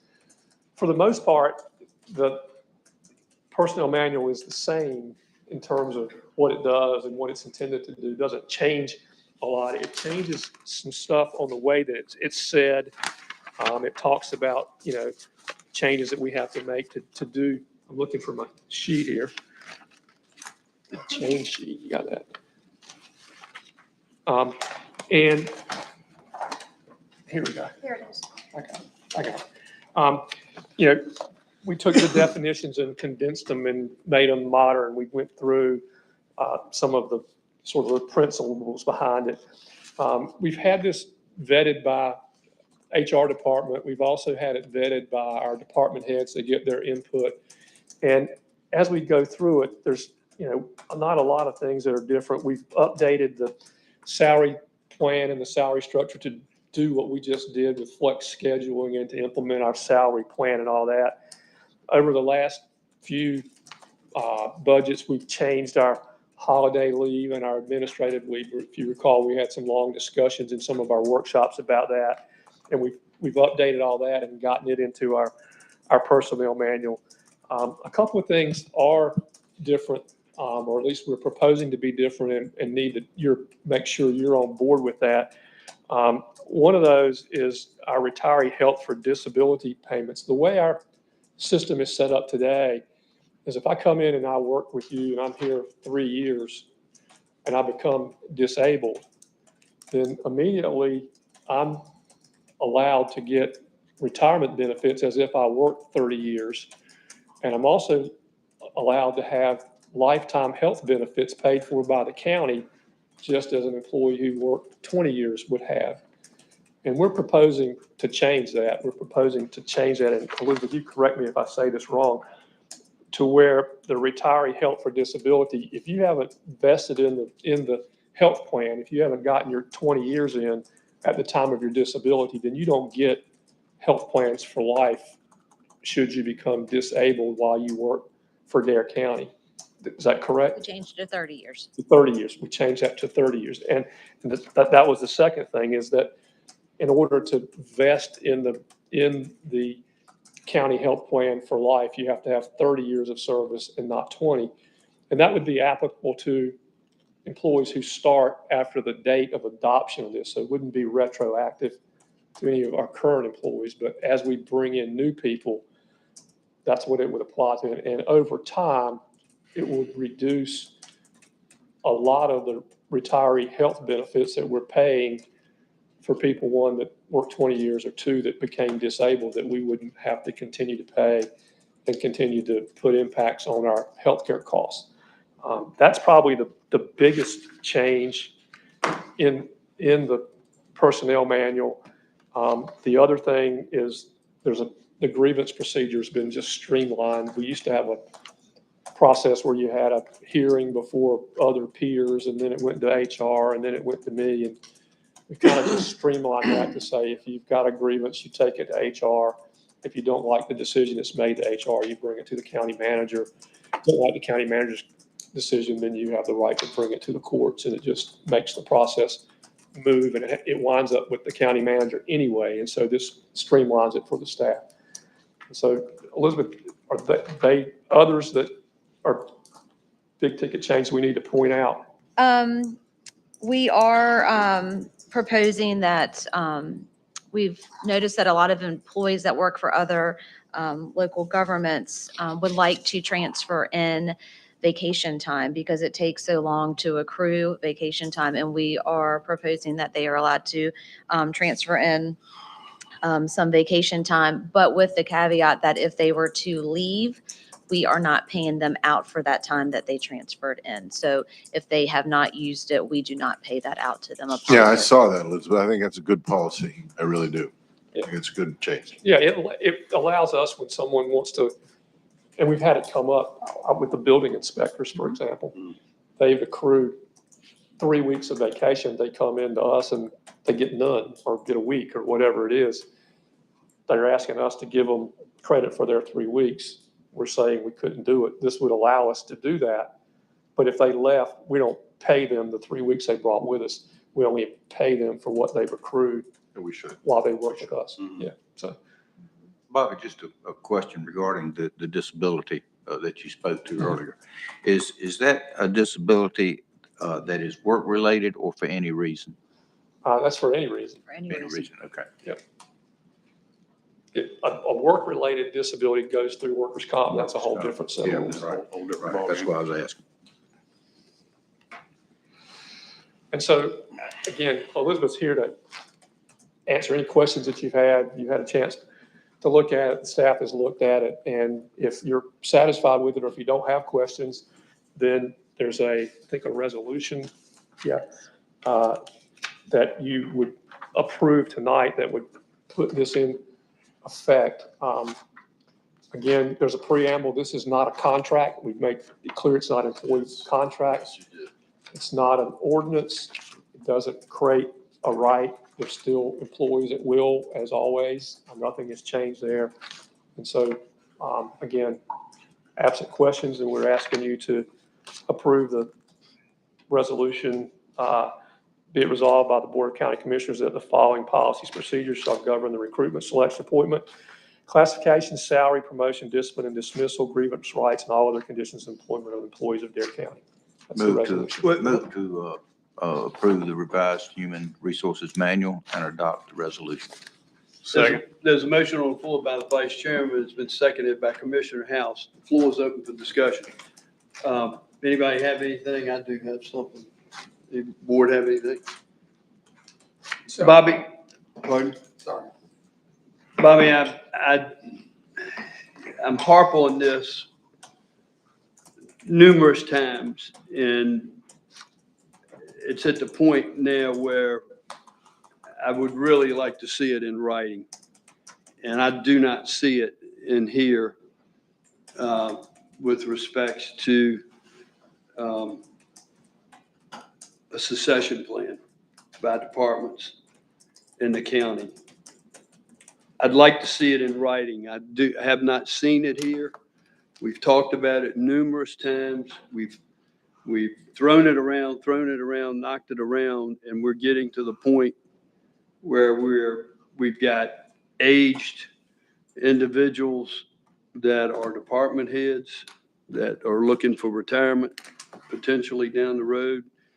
And we do not have anything concrete succession-wise. I'd like for us to, it's taken a year to look at this, but I need to see something, this is me personally, in writing in this HR manual. And it should be under the responsibility of Human Resources. I will, So we'll get you a succession plan. We can do a succession. In fact, we did one that you and I did multiple years ago, and we can look at that and review it and bring that succession plan back to you for discussion. There's going to take some effort by you all because some departments, the succession plan is simply to look for the best available candidate from outside. That's right. That's right. If you want a succession plan where you're going to promote from within, then you're going to have a commitment to hiring. I'll take Dave. If Dave goes, the succession plan is Sally. If Sally goes, there's no one behind Sally. If you want somebody behind Sally, we got to hire a qualified person that can do that. That's true with most of our departments. And so that succession plan is going to be based on your input and what you tell us you're prepared to do. So it isn't a part of the personnel manual because that governs our day-to-day personnel, but it is something that you want and it's something that we can get. So I would say let's decouple those and work on a succession plan and set up some time frame to do that in. Well, we definitely need to do that because Yeah. we're kicking that can down the road. I would agree with you, and I would agree with you. We do need to do it, but I would decouple it from the policy. Then I'm fine with it. manual. Yeah, I'm fine with it. We have administrative guidelines, and that would be something that would go in an administrative guideline outside of the HR manual. And I'm fine with that. However we get it done, it needs to get done. And I'll talk to you about how you all want to get your input involved. Do we want to have a workshop? Do you want to have a committee? How do y'all want to be involved And what? in how we do the succession plan? Because the succession plan is going to depend on what you're prepared to fund and not fund. Right. You're right. That's right. You're right. And that's the way to bring it back to us. All right, well, good. We're on the right page. Thank you. All right, those in favor of the motion before you signify by saying aye. Aye. Opposed, like sign. Motion carries unanimous. Thank you. Thanks, Thanks for all the hard Elizabeth. work. Thanks, Bobby. Yes, thank you for your work and also thank Well, your staff well as done. well. Yep. This is painstaking work, I know, so thanks. Chairman, that brings us to item 4, and that's the presentation of the 2024 recommended budget. If you'll do the slides, Dave, that would be great.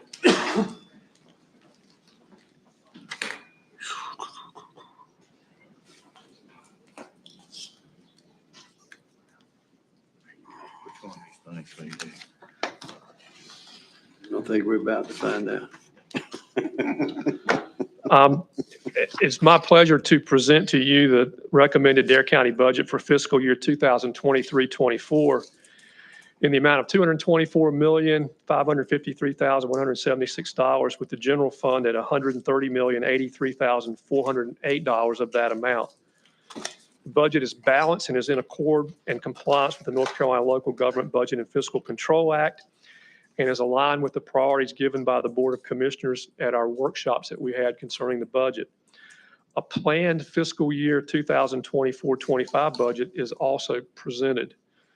The purpose of the annual budget process is to develop a fiscally responsible plan that enables the county to accomplish priorities established by the board. At a prior retreat, the board provided the following local strategic focus areas: a long-term financial planning for capital, and to maintain the capital planning stabilization of available funding through the use of a capital investment fund and a long-term capital planning and debt affordability model. Next was economic development, and it was to continue beach nourishment efforts and address the demand for future projects and determine additional project prioritization criteria utilizing a beach nourishment debt and affordability model. And next, to continue efforts toward affordable workforce housing through zoning and planning changes in various projects with the assistance of the state of North Carolina and the Development Finance Initiative of the UNC School of Government.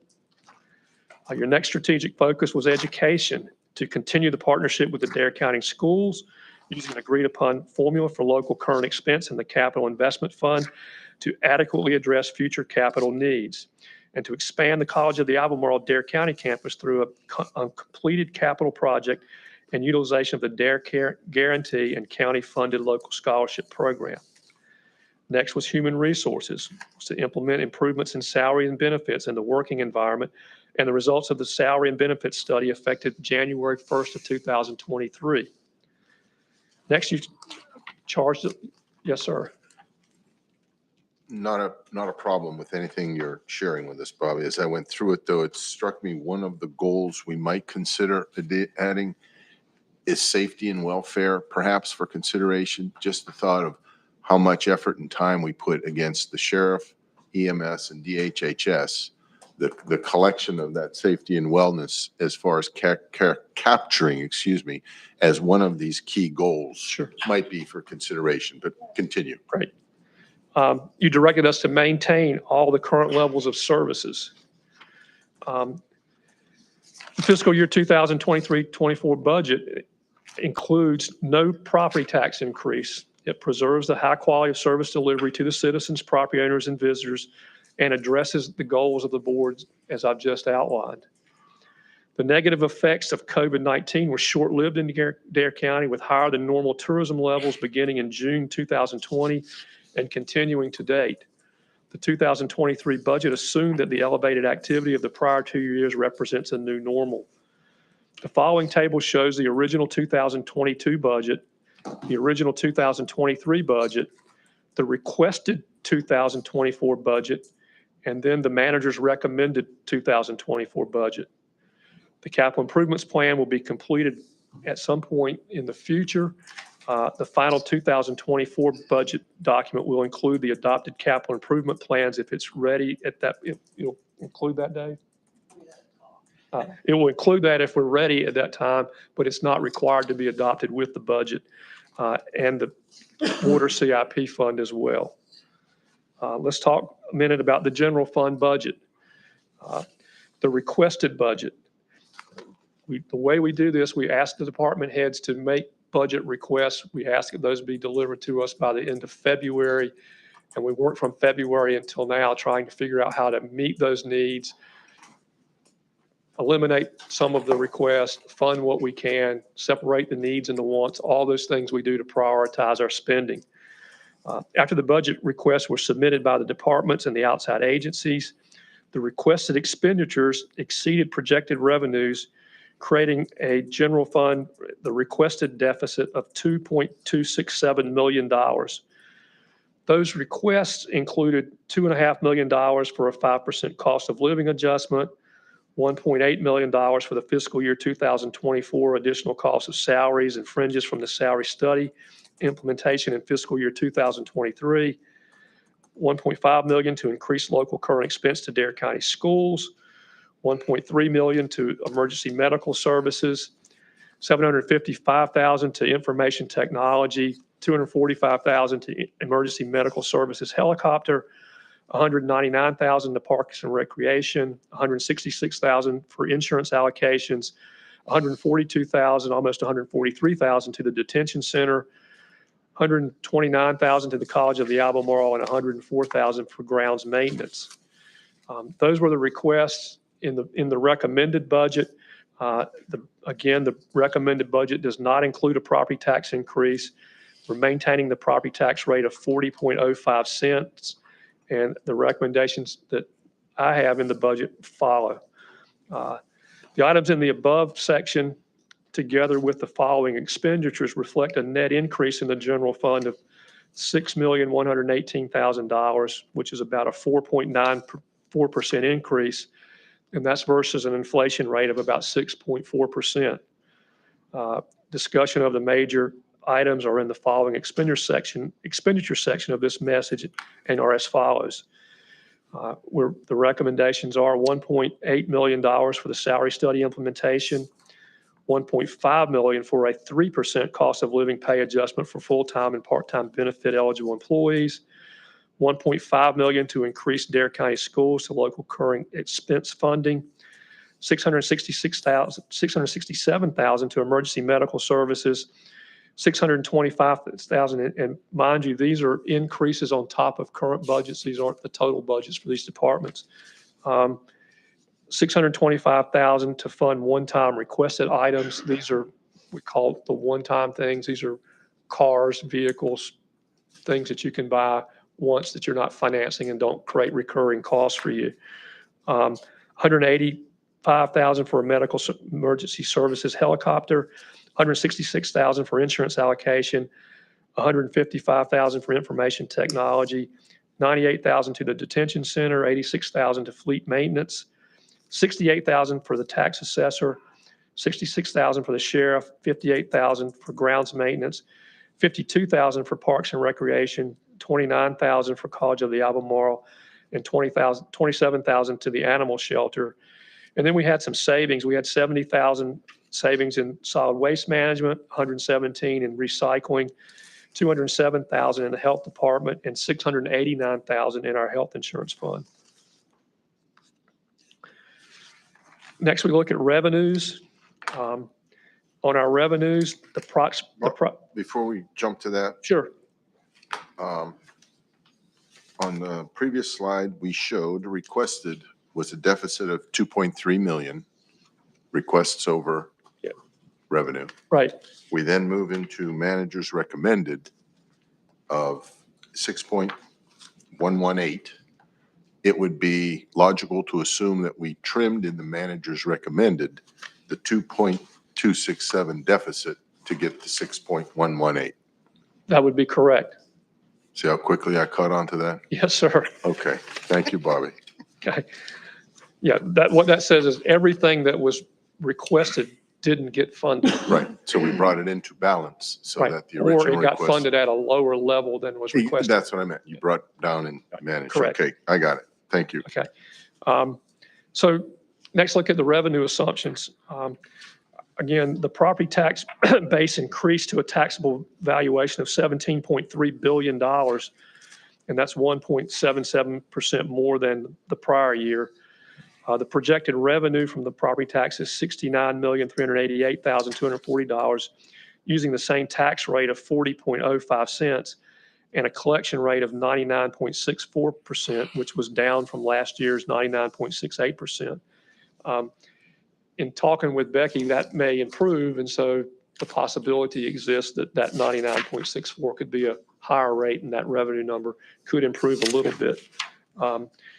Sales taxes are projected using the North Carolina League of Municipalities projections for 2024 at 6% for the A39. That's the local share taxes, and approximately 3.25% for the A40 and the A42, which have population-based metrics in them. The occupancy tax is budgeted at 2024 at 3% over the projected 2023 amount. When you start looking at taxes, Dare County taxes versus other communities, the average county property tax rate in North Carolina for 2023 was 67 cents, with a low of 31 cents and a high of 99 cents. Dare County at 40.05 cents was the seventh lowest property tax rate. The effective tax rate, which is the tax rate adjusted to our sales to assessment ratio for the county, Dare County's effective rate was 39.24 cents, which ranked as the sixth lowest in the state. The average effective rate was 64.13 with a low of 28 and a high of $1.01. Again, Dare County's rate for 2024 at 40.05 cents would be the seventh lowest rate in the state of North Carolina.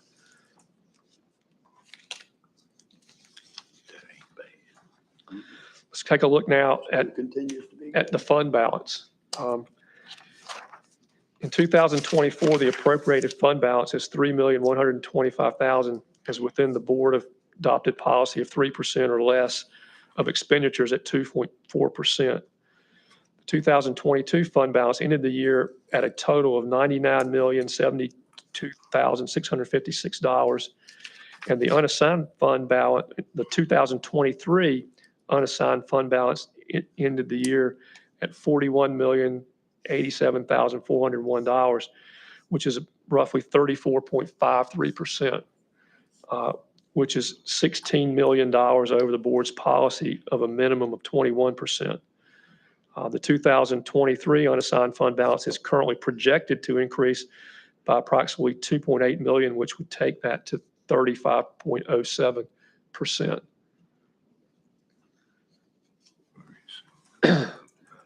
Any questions about fund balance? Next, we'll look at expenditures. All of the following items discuss changes from the 2023 budget. For personnel, in November of 2022, the board adopted the recommendation of a salary study performed by Evergreen Solutions at an estimated cost for the 2024 budget of $2.323 million. Due to turnovers and retirement, that 2024 cost is actually $1.86 million. All personnel related recommendations were made in light of the employment market conditions. From January of 2023 through April of 2023, the turnover rate for Dare County as a whole was down to 2.28%. However, there were still 64 full-time vacancies as of April 30th, 2023. 64. That's 9%. We're running 9% vacancies. Yeah. And that's probably been that way for a while, yeah? That's actually, I think, a little lower than it's been for a while, yeah. Elizabeth Lee. Yeah, Elizabeth, I was Yeah. just looking for her. Yeah. She stepped out. I mean, it was up in double digits for a while. I gotta believe that put great pressure on Yeah. your organization, Bobby. So The personnel things that we've done have only been in effect for less than 6 months, but they appear to be working. We have been able to hire, we've just hired a building inspector. We went months and months and months and couldn't find building inspectors. So it seems to be helping. The health plan, good news there. The health plan has no projected increase for 2024. Plan costs to the general fund are $689,000 less than the year prior. Not many years where we've seen our healthcare experience be lower than the year preceding it. So that's good news for us. Some of the things we're doing with our wellness plans seem to be working and help us lower those costs. It appears to be, some of that appears to be the increase due to the increased number of employees with co-pays and the increased number of employees with employee-only coverage, as well as the county wellness plan that we continue to promote in our partnership with the Outer Banks Hospital with our employee clinic. Position changes, the 2024 recommended budget adds 1 position and eliminates 11 positions. All of those were pursuant to department requests. There's elimination of 2 vacant grounds maintenance positions. There's elimination of 6 positions in health, with 2 filling vacancies at the detention center and the sheriff's department. So in the health department, we lost 2 grant-funded positions for deputies and detention officers, and we were able to move them into vacant positions that we already had in the sheriff's department and at the detention center.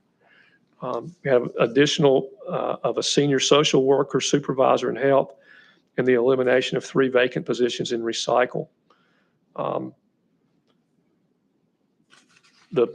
What I've referenced above does not include any position which may be created from the emergency medical service budget increase.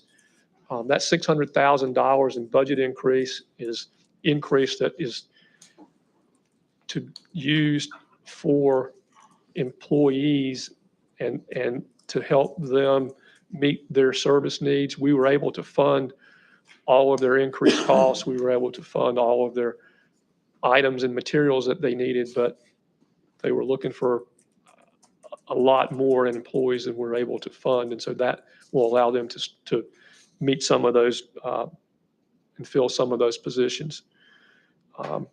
Employee compensation. The 2024 budget recommends a 3% cost of living increase for full-time and part-time benefit eligible employees at a cost of $1.5 million. We had looked at a 5% increase. There was no way to fit that other $1.5 million into the budget and make it balance and do that. So 3% is what we can afford, and so 3% is what it is being recommended. It maintains the 3% employer 401 plan contribution, and it maintains the merit one-time bonus plan. I'll tell you that we've gotten some recommendations from Evergreen, our consultant, about our bonus plan. They're going to, and when we come back with the budget and with our budget changes, I'll bring it up again then. But they're recommending that rather than make it a one-time bonus, that we include the bonus in the salary so that it makes some effort to move people through the grade. And we've had discussions back and forth about that.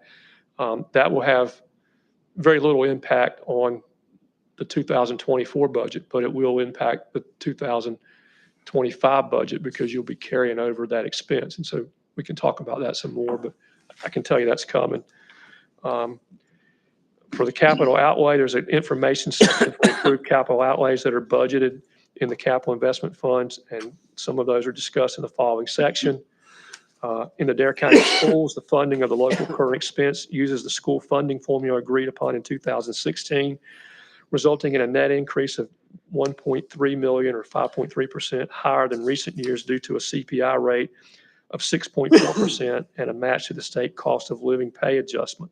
That's what the two were, the CPI and the state cost of Yeah, I was going to ask you about it, but that's. Yeah.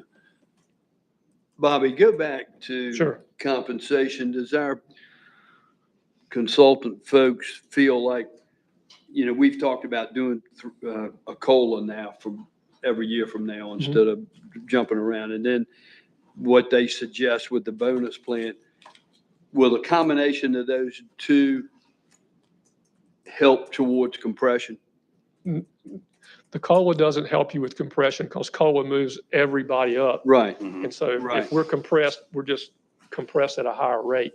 But does the bonus help it? The bonus could help us, but our bonus, we only have $525,000 or something like that in the bonus. And so you're spreading that across your employee base. That doesn't move very many people very Gotcha. far. The most you can get in the bonus, I think, is $2,500.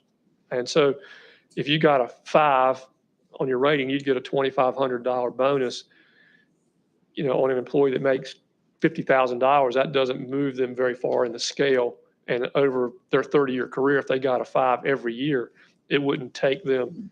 Gotcha. So I think, as we've talked about before, there's only really 2 ways we can solve compression. One is you fund annually some number to move people through the grade, or 2, you do what we've been doing, and every 5 to 7 years, you do a salary study and you come up with $4 or $5 million to readjust everybody's salary, which does away with the compression, and then you allow it to compress for 5 more years and do it again. Well, And he's those are right. your choices. You're right, Bobby. That's true. That's true. And to fund it, if we're saying that, let's just say we're doing a salary study every 5 years and it's costing us $5 million, and that's $1 million a year that you've got to put in your plan to move people forward, and that is going to compound everything else, because when you spread that $1 million out over staff, their salaries go up. Well, now when you give a 3% COLA or whatever, it's based on that plus whatever you've just bumped it up, so they compound the costs, and so it gets fairly expensive, but it's kind of pay me now or pay me later.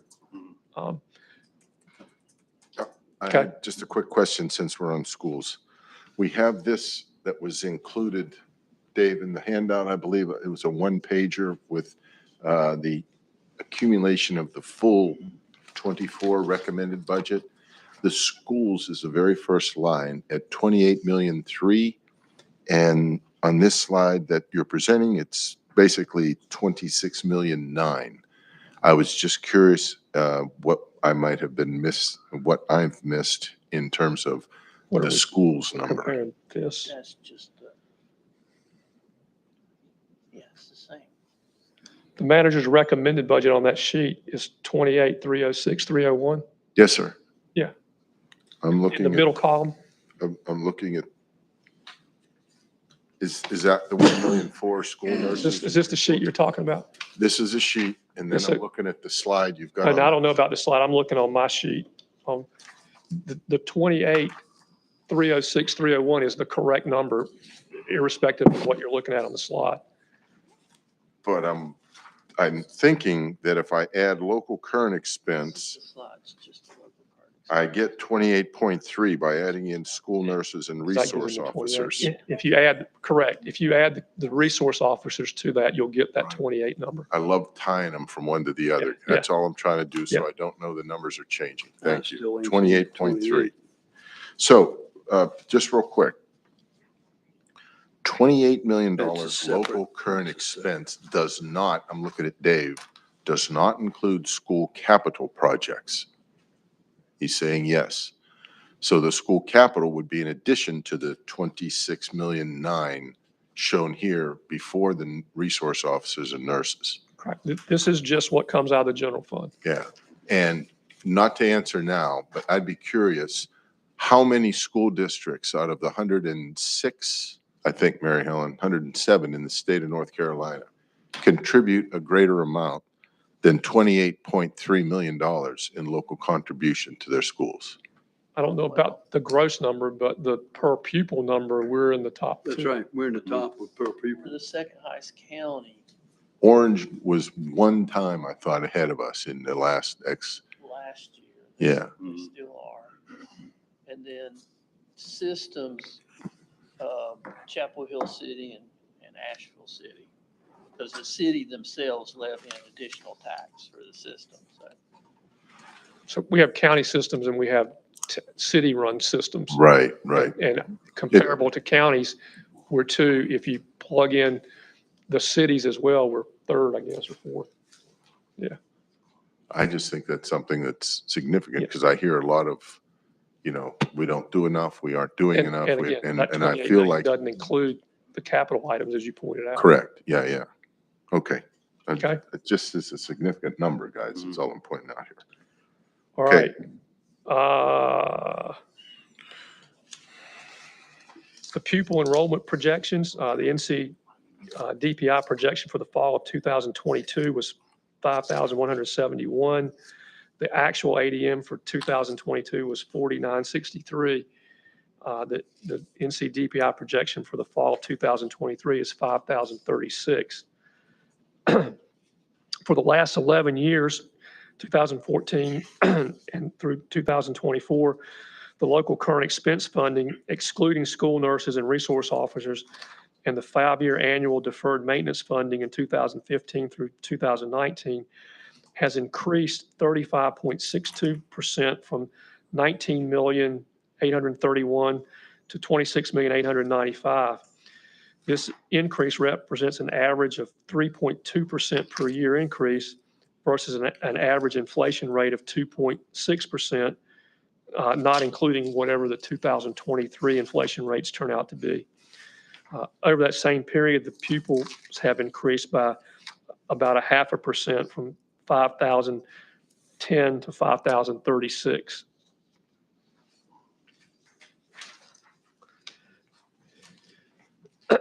The 2016 funding agreement with the schools included a target school general fund balance of $1 million. Due to prudent management and use of the CARES Act grant funds, the school's fund balance of the general fund ended 2021 at $3,668,000. The only method available under state law to return the balance above the target to the county was to reduce the annual local current expense appropriation with an equal and concurrent appropriation of fund balance by the Dare County School for 1 year effective only in fiscal year 2023. That one-time 2023 reduction is not reflected in the slide that you have before you. We move on to our departments. In the animal shelter, the budget adds $27,450 to the SPCA contract for operating costs. This is their first increase in their budget for many years. And when I say many, I don't really know how many. It's been a very long time since we've changed the dollars in their operating budget. The College of the Albemarle, the budget maintains $250,000 for local scholarships to the College of the Albemarle, and the budget adds $29,736 for additional operating costs. In the detention center, there's $98,742 added for operating costs, increases over 11 line items in the budget. In EMS, there's $667,000 is added for items to be prioritized by the EMS director and approved by the county manager. And that's in line with what I just told you about the personnel issues we had talked about. In emergency medical services helicopter, there's $185,000 is added for fuel and other operating cost expenses. In ground maintenance, an increase of $58,683 is included, net of 2 eliminated positions, and that's to change to contracted services for a portion of the job task. This change is a result of our inability to attract qualified applicants, even with the recent salary increases. And so we're having to go outside our own forces to do the ground maintenance in some of our areas. You have a pie chart in front of you coming up that sort of breaks up by percentages where we spend our money. I skipped a page. Yeah. Health Department. Where's page 9? Page 12. All right, we're going to Health Department. 2022. Yeah, there's a page. 12 on the slide. All right, go to the Health Department. The budget of the Health Department decreased by $207,711. This budget eliminates 6 positions and adds 1 senior social worker supervisor position. The dental van program is eliminated because of our inability to hire a dentist, even with a very competitive salary. The services will be replaced with a contract service covered by Medicare or other non-county reimbursements. Just for your information, the savings from eliminating the dental van is going into the mental health category to help us try to solve some of those problems as well. Yeah, you know, I don't want to drill into this tonight, but, you know, I've talked to Vice Chair about this. I think I've talked to Irv about this. The whole aspect of the mental health slash, I don't know, anxiety that's in our community and the need for services, counselors, support professionals. Again, I guess I'm looking at eliminate 6 positions. You know, if those were drivers, I'd say I get it. But when I hear about what we're seeing in terms of the post-COVID effects on kids in the schools, I just spent with the sheriff a little while, breakfast with the local hotline. I'll wait.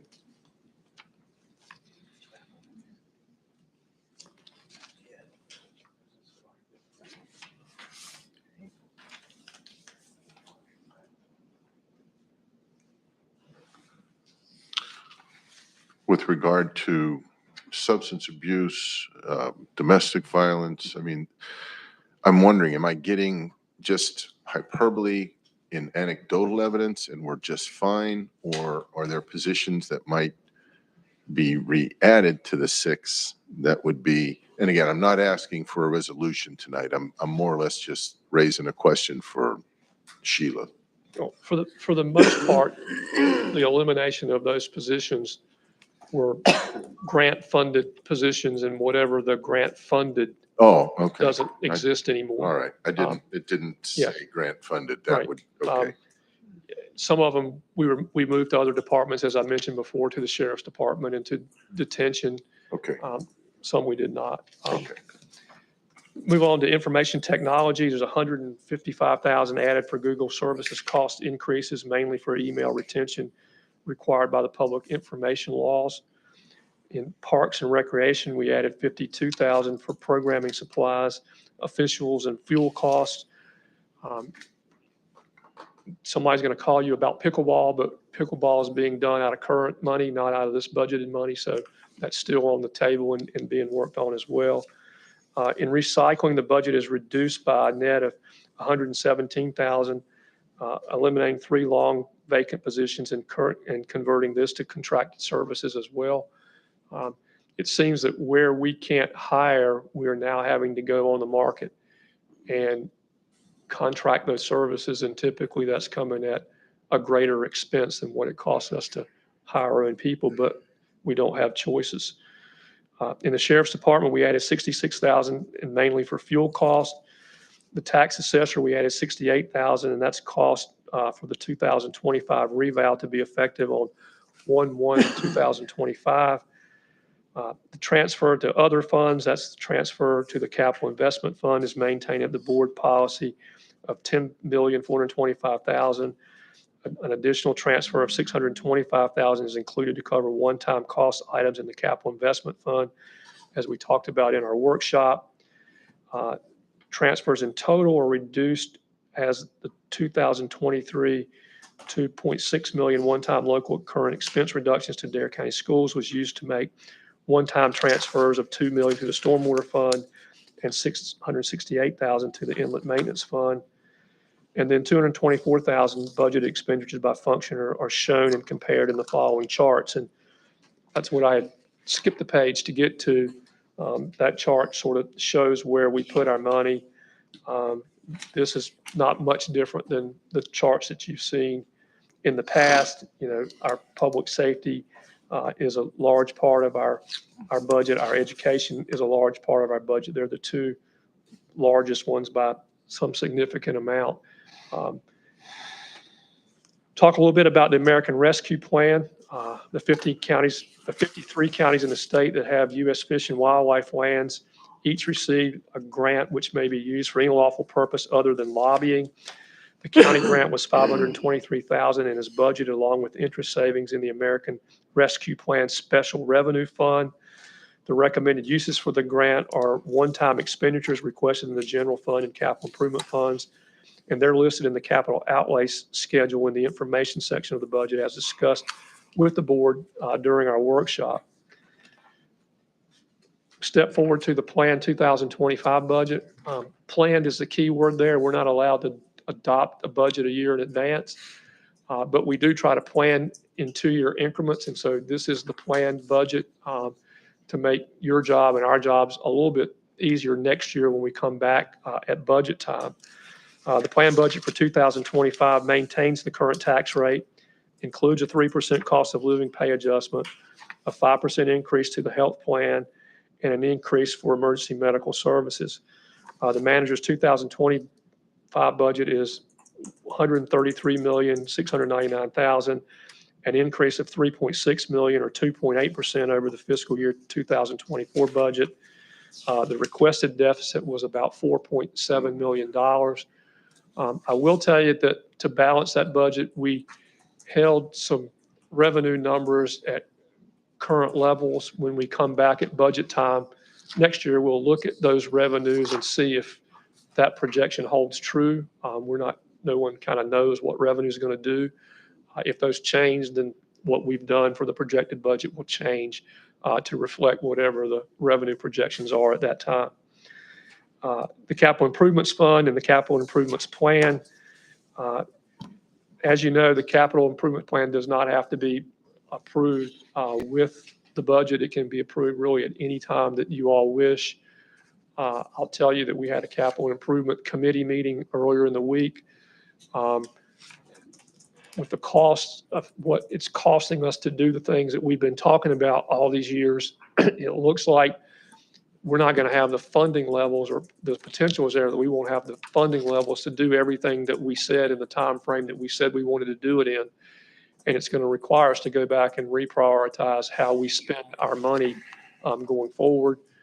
We've got Dave and we've got our financial advisors working on our models to look at that. And at some point, we'll come back to the Capital Improvement Committee and show you where we are, what we're doing, what our capacity to go forward is.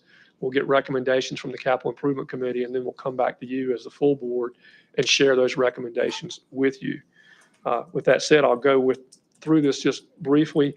The fund is separately budgeted as a part of the general fund, and for financial reporting purposes, the Capital Investment Fund is consolidated into the general fund in the annual audit report, along with the Disaster Recovery Fund and the Law Enforcement Officer Separation Allowance. The fund structure in the information section of the budget for a further explanation of these funds. In conjunction with the Capital Investment Fund, the county and its financial advisors maintain a capital planning and debt affordability model that I just spoke of. Use of the Capital Investment Fund separates budgeting from operations for that capital. The general fund's contribution to the Capital Investment Fund was set by the board at the 2019 at a cost of $10,425,000. The model also includes plans for major items like roof replacements, heating and air conditioning replacements, major equipment replacements, and major maintenance to the Dare Flight Airbus helicopter. Model development is in process and is expected to be presented to the board. It says here on June 5th. I don't know for sure whether it'll be ready. It's likely not to be ready on June 5th, but if we can do it that fast, we will.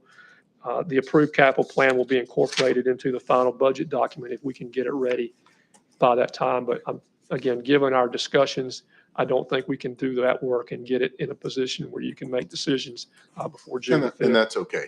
Yeah. If we push it to July meeting, that's okay. Yeah. We have other funds. We have the Disaster Recovery Fund. The Disaster Recovery Fund is a separately budgeted part of the general fund. It budgets for software disaster recovery services and $100,000 for the initial response to any emergency. Board policy is to maintain an ending disaster recovery total fund balance of 1% of the general fund budget. And at June 30th, 2022, that percentage was at 1.1%. So it's just over $1 million in there. Right. In the E911 fund, the budget includes additional funding requests to the NC E911 board, and those additional expenditures are conditioned upon state funding approval. The Beach Nourishment Fund budget is set per the Beach Nourishment financial model. The 2024 expenditures were down as the 2023 expenditures were elevated, as it was the 1 year where the overlaps of debt service for the original Buxton and municipal projects with the debt service for the 2022 summer maintenance projects came for the same areas.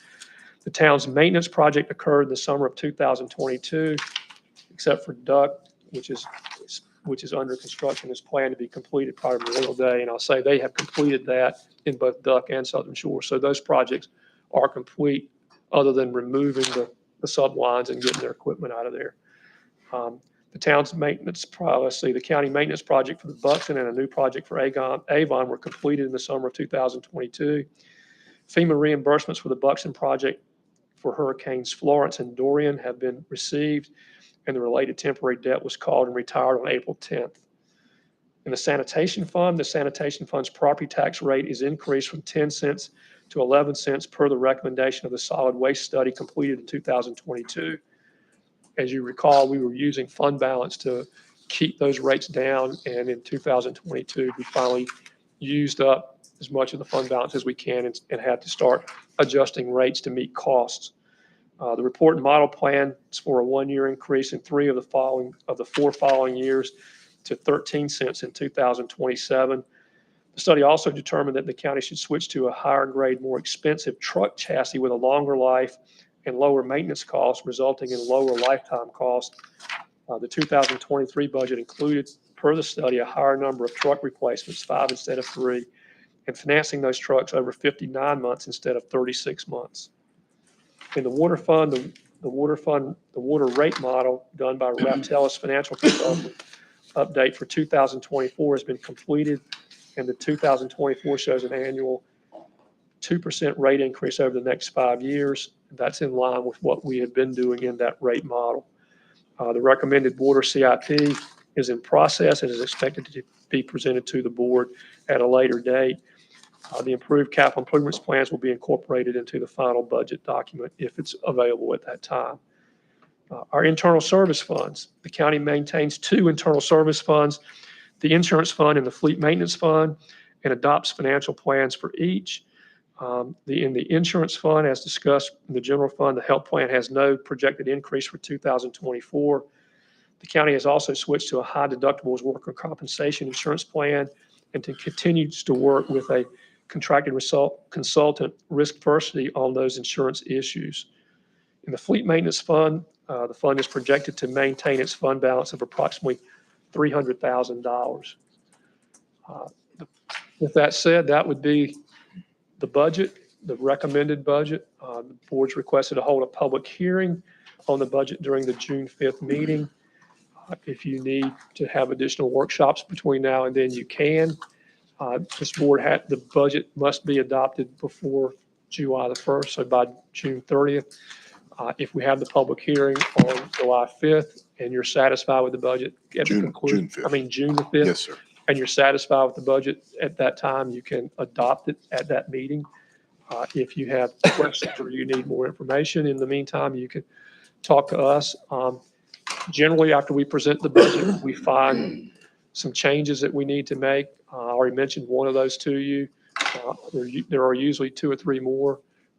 When we have the public hearing, I'll share those with you at our meeting on the 5th, and you'll be asked to include those if you choose to in the final DOP, and we will tell you how we're going to accomplish paying for whatever those changes might be. With that said, if there's questions, I'll be glad to answer them, and the ones I can't answer, I'll get Dave to answer. Any questions of Bobby? Yeah, I've got one. On the health care plan for the employees' health plan, how often do we shop those? And is there any way that we could leverage to get a better policy than what we have? So we don't have a policy. Or so we're self-insured. Self-insured. So all of our healthcare costs are coming out of our med cost is simply a management company that manages our dollars. They're the ones that the claims go into, so that the finance department doesn't have to decide whether they're the right pay rates and all that stuff. The right codes, the right Medicare reimbursement. all that. They manage all of those things. And so we pay, I don't know what it is, $1 per employee or something like that, some number. Can't remember what it is. It's not super expensive, but that's how we pay for that. But if you are a county employee and you have to have surgery, we pay that out of Dare County tax dollars that we put in the insurance fund. It doesn't come from Blue Cross Blue Shield or some insurance plan. And now claims that are greater than some level, we have what they call stop loss insurance. And so if you have a heart transplant, then that would trigger the stop loss. And then we have an insurance company that comes in and pays everything above whatever the stop loss rate is. And that's shopped each year. The consultant goes out to find a stop loss carrier to cover the stop loss costs. I got you. Just the main thing that I've been hearing from some of our employees, I won't say all of them, but from some employees, is about the high deductibles. Well, that's a choice we made, and we can change those whenever we want. That plan and the terms of that plan, deductibles and all those things are based on what we've done and what our history has been and how we've handled things, and to keep our costs in line with where, you remember 5 years ago, we had a $4 million deficit. Yeah, we were way out. And so, yeah, and those have improved, I think. Didn't we change the deductible last year? So they're better than they were. They might not be as good as somewhere else, but they're better than they were. So we have done that. You did that in the last budget. Any other questions, Bob? Then I need a motion to set a public hearing for June 5. So move. Motion on the floor by Commissioner Rob Ross. It's been seconded by the Vice Chairman. Any further discussion? Hearing none, those in favor signify by saying aye. Aye. Opposed, like sign. Motion carries unanimous. Or if you need anything else. With that, that'd be your agenda, Mr. Chairman. Thank you very much, County Manager. That brings us to item 5, Commissioner's Business. Mr. Bateman, Yes, sir. you mind kicking it off? So follow up on what Wally was talking about on the housing and cluster housing and so forth. I just want to have, I got some concerns, and my concerns are not necessarily where they're related to the cluster, not the cluster housing, but also is really related to the development that Saga has over on the beach at 706 Ocean Boulevard, which is right on the ocean side. Wally, I sent you a picture of it. I don't know where 706 Ocean Boulevard is. Okay, it's exactly in front of the What town are we in? Kildova Hills. Kildova Hills. It's on the Beach Road, Virginia. It's between Stop and Shop and Avalon and Jolly Roger.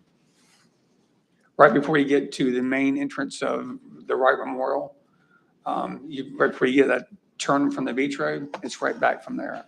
You'll see them. It's 14 houses on one lot. Can't miss them. Huh? Can't miss them. Yeah.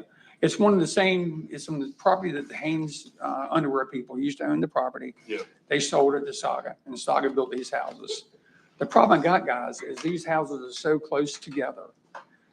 It's not what the Outer Banks is. I mean, it not only looks out of place, and I'm afraid for redevelopment in other areas of unincorporated Dare. One I brought to Bob's attention this morning, and I had a very intense conversation with Noah about this also. Just for instance, if some developer went and bought the Dowdy property down in Rodanthe, and they put these houses on there, I bet you could have 400 houses on that property, the way these guys are laid out. That's not my beach. That's not what I want Dare County to look like. It's completely overdevelopment, just like Brad Alexander did at Wanchese with the cluster homes. This guy has done on the beach road down there. Kildova Hills was so taken back by it. I talked to two of their board members at a tourist bureau meeting, and Dave sent it back to their planning department because it was out of character what they intended a cottage development is what it's supposed to be called, ordinance to be. Cottage, not a cottage court development. Cottage court development. Like the old Miller Court. Oh, exactly. It was also like the Sun and Sand Motel. Sun and Yes. Sand Motel had Mhm. 16 little cottages together and they were one story. This guy put these 3-story highs in there and they're 48-foot tall. You can't see the ocean. You look from one window and it's exactly parallel to the next window. Well, nobody will buy it. I'm afraid that they will buy it. They will buy them. I'm afraid they will buy it. Ah, Inventory's so low right now, they'll buy it. They've got 14 of them on there now, if they haven't already sold them. They'll buy it and lease it. Don't rent them, yeah. So anyways, I'm just saying that we need to also, when we have what Wally's suggesting, send it back for the cluster home look at, we need to look in unincorporated area. What are we doing? What vision do we want to take for the future? The original land use plan, and another thing I wanted to request, when's the last time we did a land use plan update? I think the one you had tonight was 2009, but I think Yeah. there's one in process. I'm not Well, positive. doesn't Cameron require you to do one every 7 years? I don't know the answer. I did two of those in the town of Kitty Hawk in my tenure there. I'd have to ask, no, I don't know the answer. Maybe that's something we need to do and really look at as a planning board to look at our long-term land use plan. I agree. You know, years ago, the land use plan in Dare County, it went something like small beach residential community with singular septic systems per lot. And it's somewhere in there that says that. We're not there anymore. How do you solve? Well, I'm not saying we solve or change things. Well, what I would say to do is to maybe bring back in the developmental issues. You know, you can do it on the cluster homes by increasing the distance between the two houses. Densities. Decreasing. Decreasing density, yeah. Yes. Increasing Correct. green space within a development. Right.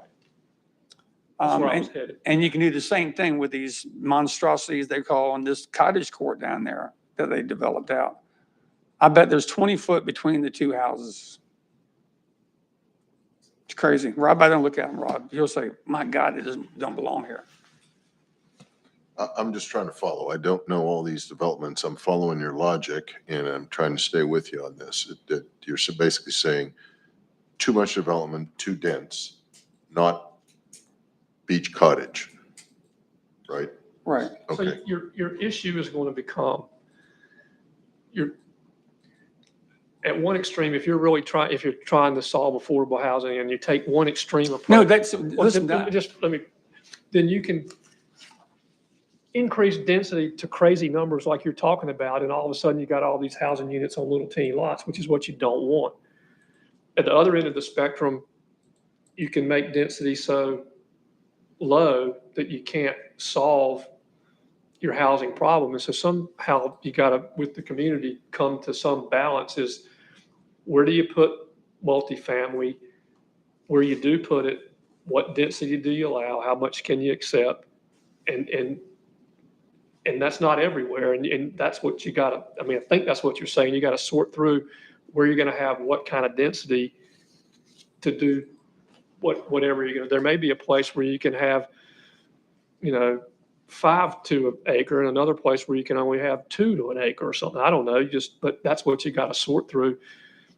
If you take it all back to single family lots with one septic tank, then you're not going to have anywhere that you can put a housing for a teacher or whatever. You got to make a space somewhere to deal with those kind of problems. And that's the puzzle that we got to put together. And I agree with that. Now, one thing I will tell you that they brought, and everybody keeps saying the housing. We need to separate the essential housing, completely separate that from what we're talking about here. How do you do that, Irv? Well, just tell me how to do that, because I'm wide open. Honest to God, I am. You have density. I want to hear how to do it. You have density bonuses for long-term rentals with rate restrictions on it. If you covenant your house is to meet whatever our goal is for affordability, then we'll give you a density bonus. You can get X to the acre. If you don't want to do that, that's fine, but your density is this. And so there are ways, tools that you can use to do that if that's what your goal is. You know, something they alluded to tonight about the, even Alder talked about it. Some of our housing is going to get solved, you know, I think it was the March numbers of the tourist bureau that came back, the Airbnbs were down to 73% from the previous year. There's 14,000 Airbnbs in Dare County. Yeah, the market will satisfy it. They will stop coming and our housing won't be a problem. We won't need people. Yeah, I'm serious. I'm just telling you, yeah. It's true. The market works that way. Yeah, yeah. And then, If we squeeze it tight enough, nobody will work, the businesses will close, or else they'll deliver crap service, and vacation rentals will decline. And then demand will go down and we won't have the problem. That's the way it works. Has for all, well, as long as open markets have operated. Right. But anyway, I don't know where y'all want to go with this, whatever. I just kind of wanted to throw this out for discussion at some time for the planning board to look at and see what they can come up with. That's all I got. Thank you, sir. Vice Chairman. Mr. House. Yeah, a couple things real quick. Last month, House Bill 655 was introduced. We're keeping a close eye on this one. It is entitled "An Act to Amend the Statutes Pertaining to Coastal Fishing to Ease Regulatory Burdens and Enhance Access to Fisheries for Bona Fide Commercial Fishermen." Everything I've read in here is opposite of that fact. Yeah, imagine that. Yeah. And it's from our, a lot of our representatives who have co-sponsored it. The same guys that have always done this in the past, which have ties to the CCA, obviously. So we're keeping a close eye on that one. It's in the Wildlife Committee right now, and it's been there for a month. And if it comes out of that, then it goes to Coastal Marine Fisheries Committee in the House. So we're keeping an eye on that to see what's going on with it. Normally on special meetings, I don't do a day in history, but we've got some exciting things that have happened today in history on this day. 1973, Senate committee was formed to investigate the Watergate hearings, and the chairperson on there was Senator Sam Irving, Democrat from North Carolina. 1792, the New York Stock Exchange was founded by three brokers standing underneath a tree in New York. And guess what street they were on? Wall Street. I knew it. I remember it well. This one's just for you, Rob. Here it comes. 1875, the first Kentucky Derby. Thank you, Mr. Chairman. He was there. In the same jacket. In the same pink jacket. Next year's 150th, folks. It's going to be a party. Thank you, Commissioner House. Commissioner Ross. I will be extremely brief. I had a great breakfast the other day, again, with a group called the Outer Banks Hotline. The services they provide and the numbers of folks that are experiencing abuse, domestic violence, related issues, just was very painful. Sheriff Dowdy was there with me at breakfast, heard the presentation, toured their facilities in Nags Head, and I'm going to do a brief radio spot. The radio station has offered to do these complimentary. It's just a 15-second spot that basically says Outer Banks men support the efforts of the hotline group, because again, this kind of stuff has no place in any community, let alone our own. So I just wanted to share that and give a shout out to the OVX hotline for the work they're doing. Thank you, sir. Thank you, Commissioner. County Manager, do you have anything else this evening? Yes, sir. That's a first. I think he said it a little while ago. That's a first. Oh, it's got to be something. I think it's something if you're looking. No, it's okay. Stand down, County Public Manager. Information Officer, Ms. Hester, you see your smiling face over there. Do you have anything? Not anything to bring up tonight. All right. Thank you. How about Mr. Clausen? Do you have anything else to add? All right. Well, I need a motion to adjourn until 9 a.m. on June the 5th. Motion's been Second. made by Commissioner House. It's been seconded by Commissioner Yeah, Ross. that's right. Further discussion? Hearing none. Those in favor signify by saying aye. Aye. Opposed, like sign. Motion carries unanimous.